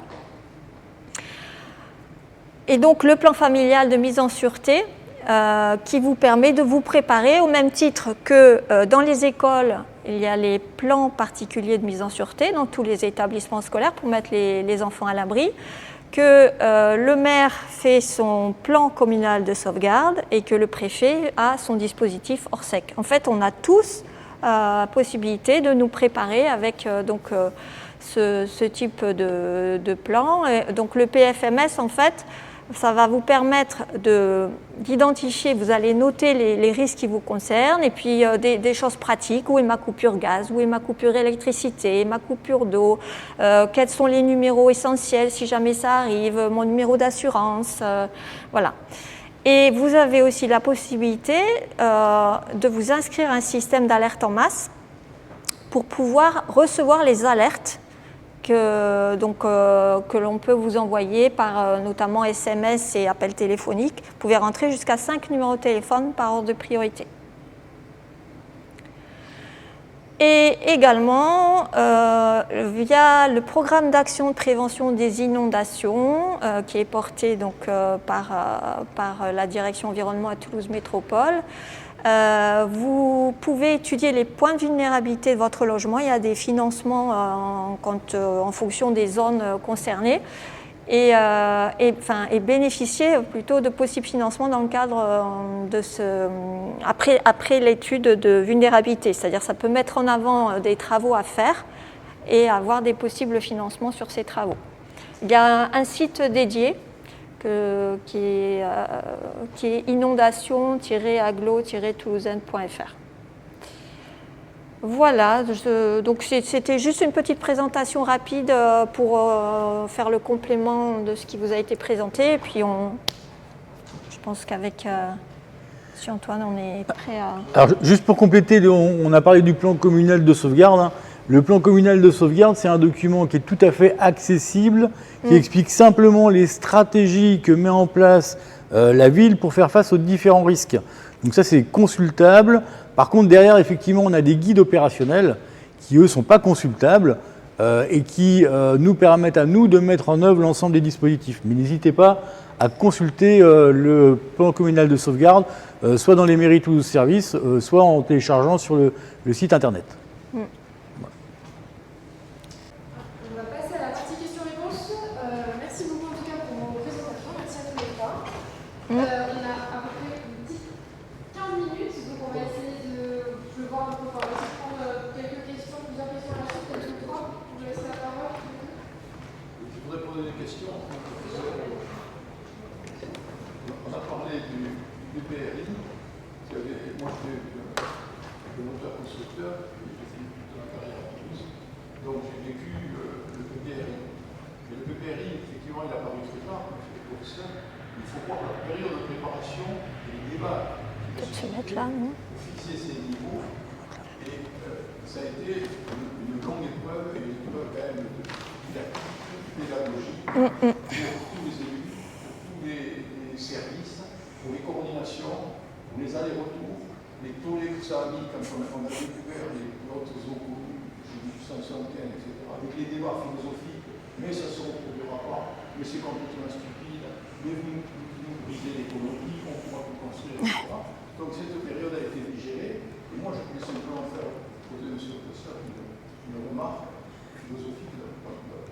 C'est est-ce que ça n'a pas été une chance, finalement, pour notre agglomération, d'avoir la crue de 1875 à un tel niveau? Parce qu'elle a obligé, finalement, toute notre période à se mettre quand même à des niveaux, quand on regarde les statistiques, 150 ans, on aurait pu oublier qu'il y avait 1875. Le fait qu'il y ait eu 1875 aussi haut, ça a obligé quand même notre aglo à se mettre en situation, me semble-t-il, de protection satisfaisante par rapport à beaucoup d'autres villes, d'autres sites de notre France. Pour la deuxième question, peut-être si ça va pouvoir.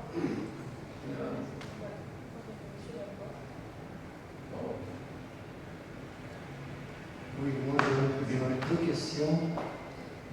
La première, ça concerne l'exposé que vous nous avez fait. Il y a une auteure documentaire qui a attiré mon attention. Vous dites que M. Bardet.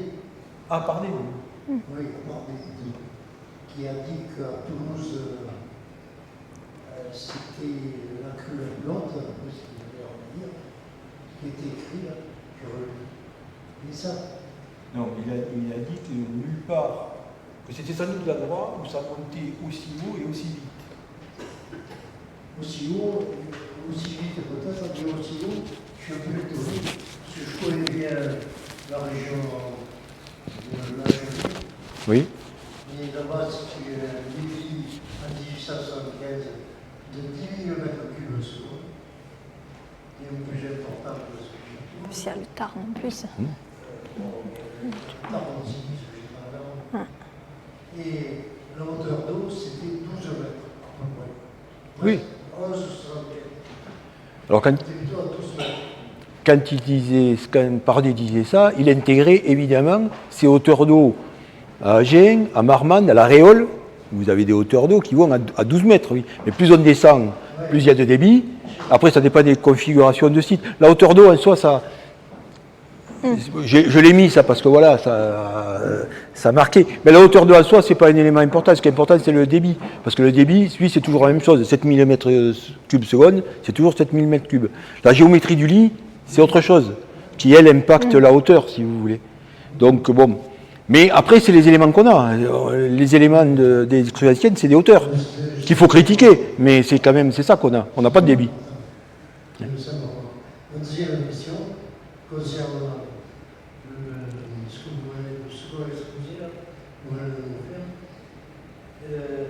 Dans le cas d'une crue de cette importance à Toulouse,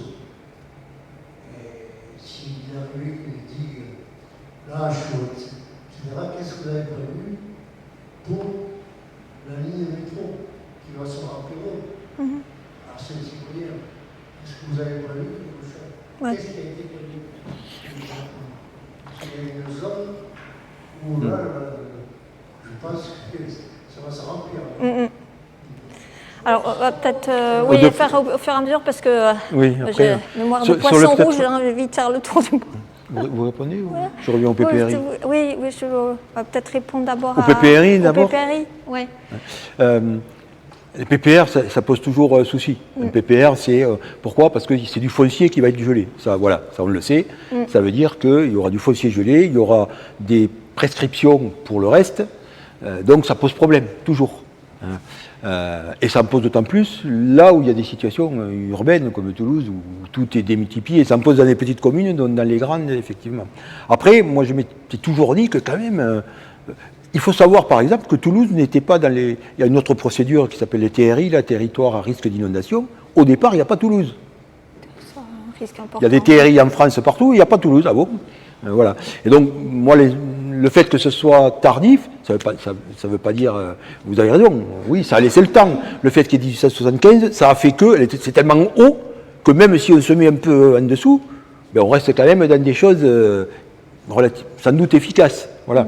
Hein, effectivement. Mais ça reste quand même, c'était quand même la ville, enfin, c'est la ville où il y a eu le plus de morts sur une inondation. Et il faut attendre 2011 pour que... Alors je sais que c'est pas facile, oui, mais...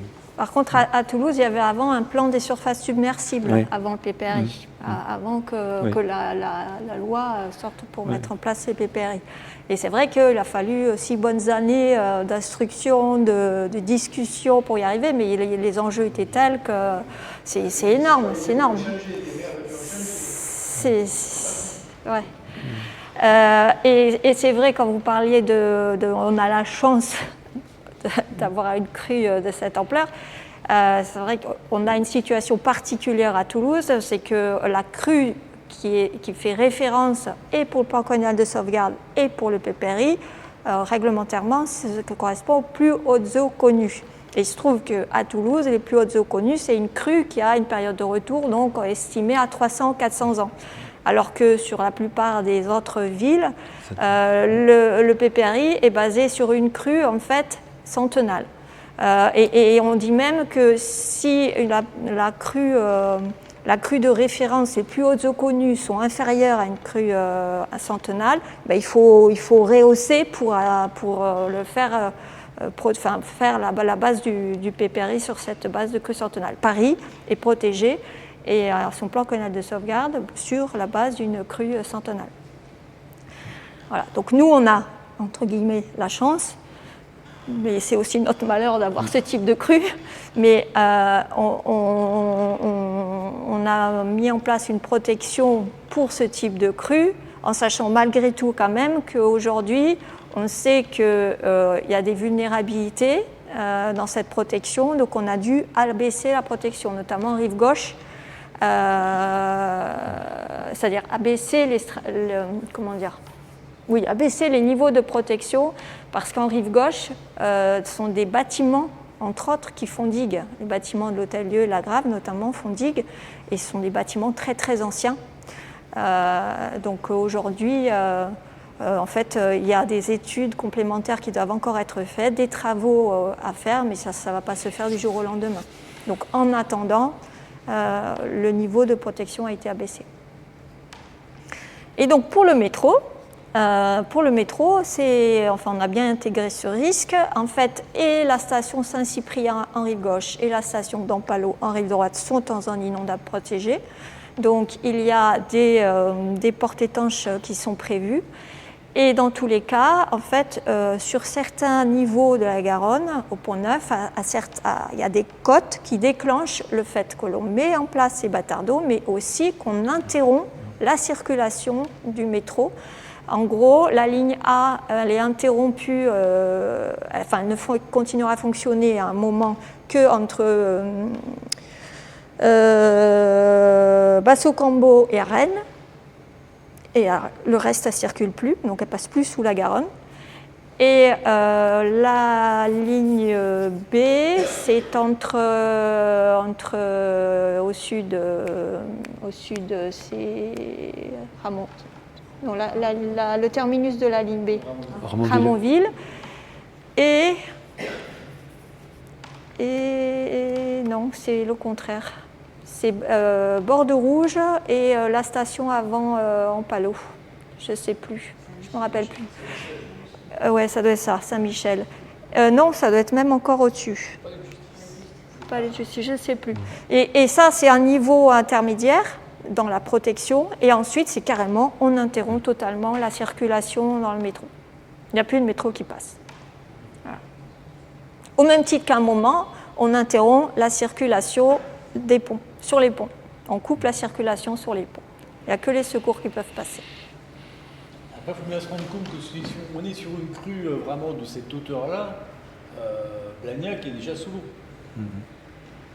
Donc il faut relativiser en fait les conditions sur Toulouse au regard de la crue qu'on aurait à vue de la crue historique. Vraiment, il faut envisager en fait tout ce qui peut se passer aux abords, et donc quand on envisage sa situation par rapport à son logement, et puis si on avait à évacuer au choix de trouver un lieu refuge, prendre en considération en fait toutes les zones qui sont au pourtour de la Garonne et de ses affluents. Moi j'avais une question plus d'ordre général. Qui est à prise en compte aujourd'hui tout de même des dérèglements climatiques qui sont quand même très sérieux.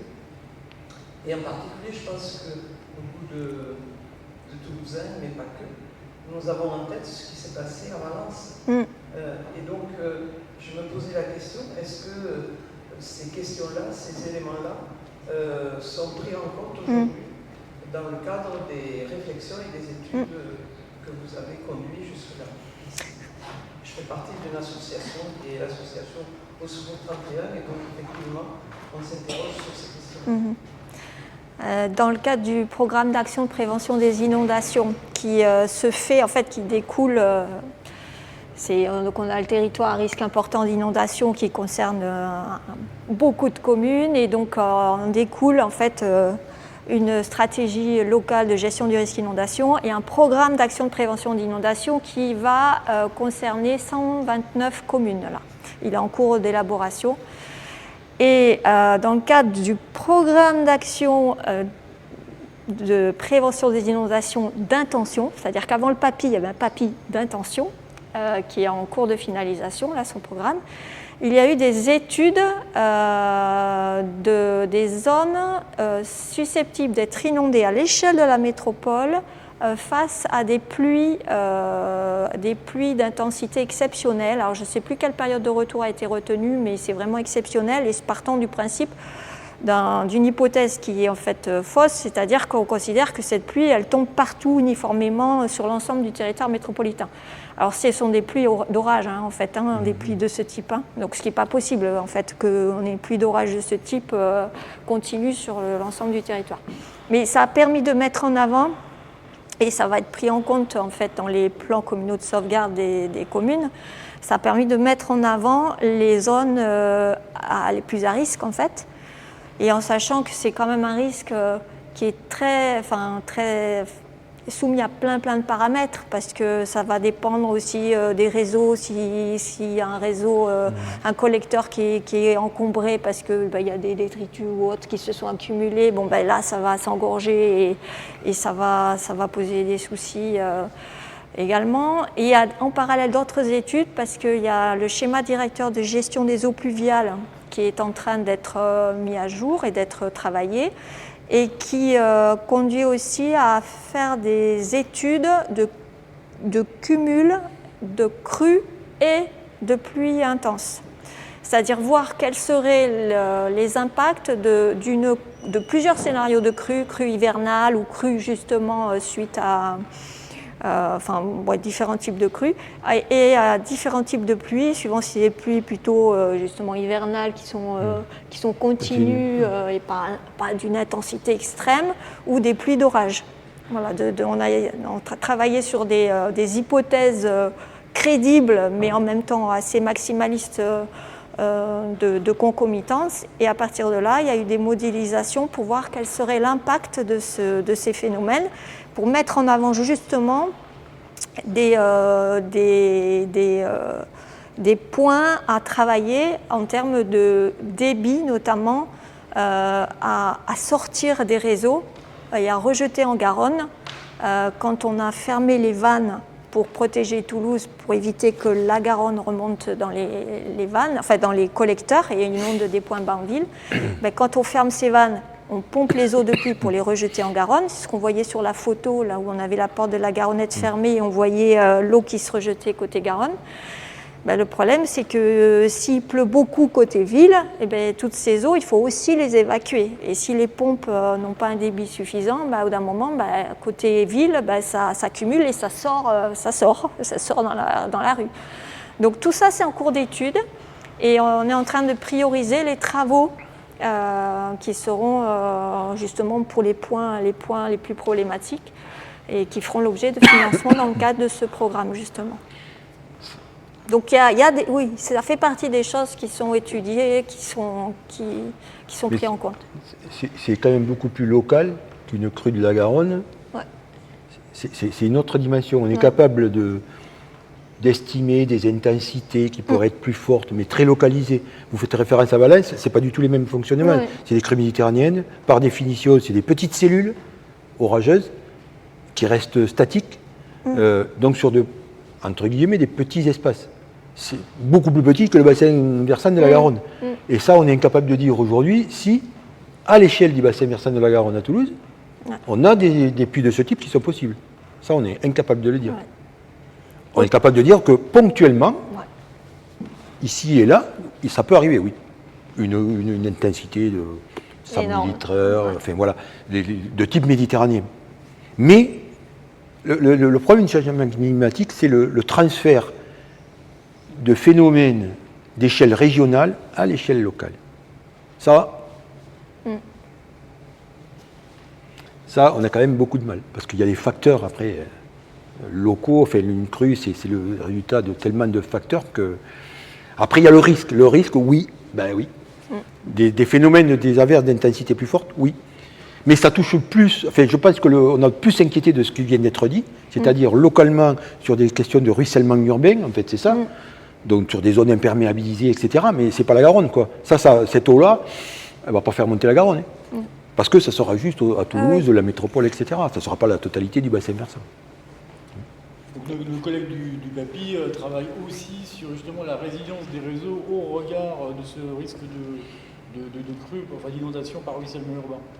Donc savoir quel est l'impact que peuvent avoir ces ruissellements urbains sur la circulation routière, sur les réseaux électriques, sur les réseaux de communication.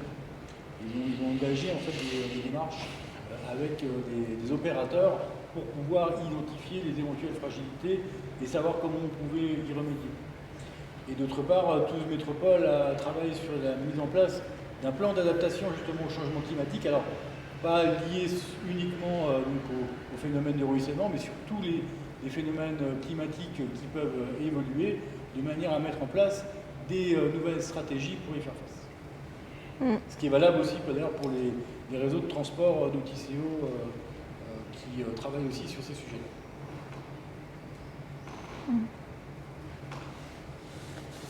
Bonsoir. Juste pour compléter, j'aurais dû poser la question en même temps pour répondre, mais c'est vrai que ces accidents-là, en fait, sont quand même assez marquants. Je crois que, pour mémoire, l'incident de référence le plus vieux en pluviométrie, c'est l'incident Seldol, qui est équivalent à peu près 100 mm de pluie à l'heure. Valence, ils ont eu 500 mm de pluie, je crois. L'Europe de l'Est, il y a eu un grand courant, ils étaient à 700 mm de pluie. Donc on est quand même sur des niveaux qui sont complètement différents. Donc je veux bien qu'on prenne des marches supplémentaires, mais jusqu'où est-ce qu'on va sur ce scénario-là? Est-ce qu'on envisage vraiment le pire qu'on a? Parce qu'on est sur un changement climatique qui est en marche. Donc l'évolution va continuer à se faire. Les MASA les météorologues parlent du coup en général de 1 degré de plus, c'est 7% d'eau dans l'atmosphère en plus. C'est des masses d'eau colossales qui peuvent être amenées à tomber. Donc est-ce que ces éléments-là sont pris en compte aussi? Ça, c'est le premier point. Deuxième point, on parlait des digues. Il me semble que j'ai entendu parler récemment que la plaine des 15 sols allait être redonnée à la Garonne, qu'on allait démonter des digues par tronçon de 50 mètres pour pouvoir que la Garonne puisse inonder ces plaines-là, qui aujourd'hui sont en activité agricole, des tas de choses comme ça. Donc, je sais pas, ça n'a pas été évoqué. Sablagnac. Sablagnac, oui. Oui, Sablagnac, oui, mais nous, on est mairie de Toulouse. Donc, mais je connais un petit peu, mais c'est pas nous qui nous en occupons, mais je connais un petit peu Après, c'est une stratégie pour éviter le pire en fait. Voilà. Ça fait partie des nouvelles stratégies aussi de gestion de l'inondation à l'échelle des bassins versants, c'est-à-dire de dire pour protéger là où il y a beaucoup d'enjeux, on va inonder là où il y en a peu, voire pas du tout. C'est ça. Donc les caisses de sol, c'est un petit peu ça. Il y a des zones de loisirs, il y a les maraîchers. Voilà. C'est embêtant, mais c'est moins grave que si c'est des maisons. Avant, il y avait des prairies. Prairies, c'est pas grave. Elles s'inondent, et quand l'eau est partie, on peut s'en resservir. Voilà. Donc ça, c'est une stratégie à l'échelle plus globale des bassins versants, effectivement, qui est de redonner le rôle d'éponge à certains milieux, sans que ça coûte beaucoup finalement. Après, il faut quand même le faire passer socialement. Il faut dire aux gens, chez vous, on va vous inonder parce que vous n'avez pas de maison sur votre terrain, vous n'avez pas de... Voilà. Mais ça, c'est une autre échelle. Pour les millimètres, là, il faut faire attention. Ce qui est important, c'est l'intensité, c'est pas le total. C'est-à-dire combien de millimètres en combien de temps. Et donc, 700 mm, c'est énorme. Mais si ça dure 48 heures ou j'en sais rien, selon les conditions, ça peut ne pas se traduire par...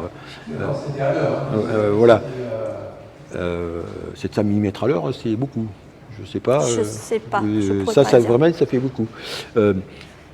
Donc les intensités fortes, pour l'instant, ce qu'on voit, c'est ce que j'ai dit tout à l'heure. Oui, on en observe ce qui augmente localement, à tel endroit. Donc c'est pour ça que c'est tellement difficile à prévoir en Méditerranée, parce que c'est pas où ça va tomber là, et là ça va être énorme, ça va être des intensités énormes. Mais voilà, à côté il ne fera rien. Enfin, donc ça, on sait que ça va aller vers ça. Pour l'instant, moi j'ai rien lu en tout cas, qui disent à l'échelle d'un bassin versant comme celui de la Garonne, vous allez avoir des augmentations d'intensité sur la totalité du bassin versant de temps. Non.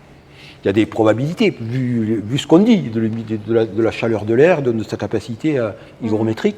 Oui, sur le papier, c'est... Voilà. Mais après, pour l'instant, il n'y a pas de... Et le fait est que, pour ce qui est de la Garonne, qu'est-ce qu'on a vu? Des choses très localisées. 2013, c'est Haute-Garonne, Bastan, Gave de Pau. Là, il y a des grosses intensités, mais il y a d'autres facteurs là aussi. Il y avait de la neige, voilà, il a beaucoup neigé et 2 jours après, une chaleur énorme, pouf, tout ça, ça a fondu, avec des averses très fortes aussi qui arrivaient. Voilà. Donc c'est très difficile. Changement climatique, oui, dans la théorie, il y a des choses qui sans doute vont vers le sens qu'on nous prédit. Pour l'instant, on a du mal au niveau des territoires à prendre ça en compte. Voilà. On sait que ça peut arriver. Est-ce que ça va arriver là, à côté, là-bas ou... En fait, pour envisager un petit peu mieux cette gestion des phénomènes vraiment exceptionnels, on gère un petit peu l'incertitude. C'est-à-dire qu'on n'a pas effectivement toutes les réponses à toutes les questions, à tout ce qui peut se passer. Alors nous, au quotidien, on est d'astreinte, et puis paf, il nous tombe des trucs dessus. Franchement, des fois, on ne l'a pas prévu. Hein. Et donc, on n'a pas forcément la réponse qui sort tout de suite. Par contre, on a une organisation qui nous permet d'avoir de la prévision, d'avoir de la prévention, d'avoir des solutions un petit peu à tiroir, et d'être en capacité de monter en puissance et de pouvoir justement s'adapter à ce qui nous arrive. Et c'est ce qu'on essaie de faire. Parce qu'avoir une réponse pour chacun des scénarios possibles qui peut nous arriver, c'est pas possible. Et ça serait d'ailleurs pas productif, parce qu'en fait on serait dans des plans, et un plan en fait c'est jamais ce qui se passe dans la réalité. Donc on a des guides pour effectivement essayer de trouver la solution la plus efficace possible pour assurer et hiérarchiser nos actions en assurant d'abord la sauvegarde des populations. On va s'arrêter là, puisque c'est l'heure. Merci beaucoup. Oui. Je voulais juste faire un petit complément d'information, comme ce sont les 150 ans de la crue historique, hein, ça ne vous aura pas échappé. Si vous voulez plus d'informations sur le sujet, on a une exposition qui vient d'être installée sur la place Saint-Pierre, sur le pont Saint-Pierre, et qui mercredi sera installée aussi en complément sur le jardin Raymond VI. Donc vous avez tout un parcours pour avoir plus d'informations sur la crue 1175 et puis les actions de prévention, de protection, de surveillance, les crues, etc. Et avec un superbe dessin sur le pont Saint-Pierre qui a été fait par une collègue. Très bien, merci beaucoup. Et concernant le CODEB, on vais venir à la conférence de la semaine prochaine sur les réseaux de chaleur urbains. Voilà. Et merci à tous et bonne soirée. Merci. Merci. Au revoir. Au revoir.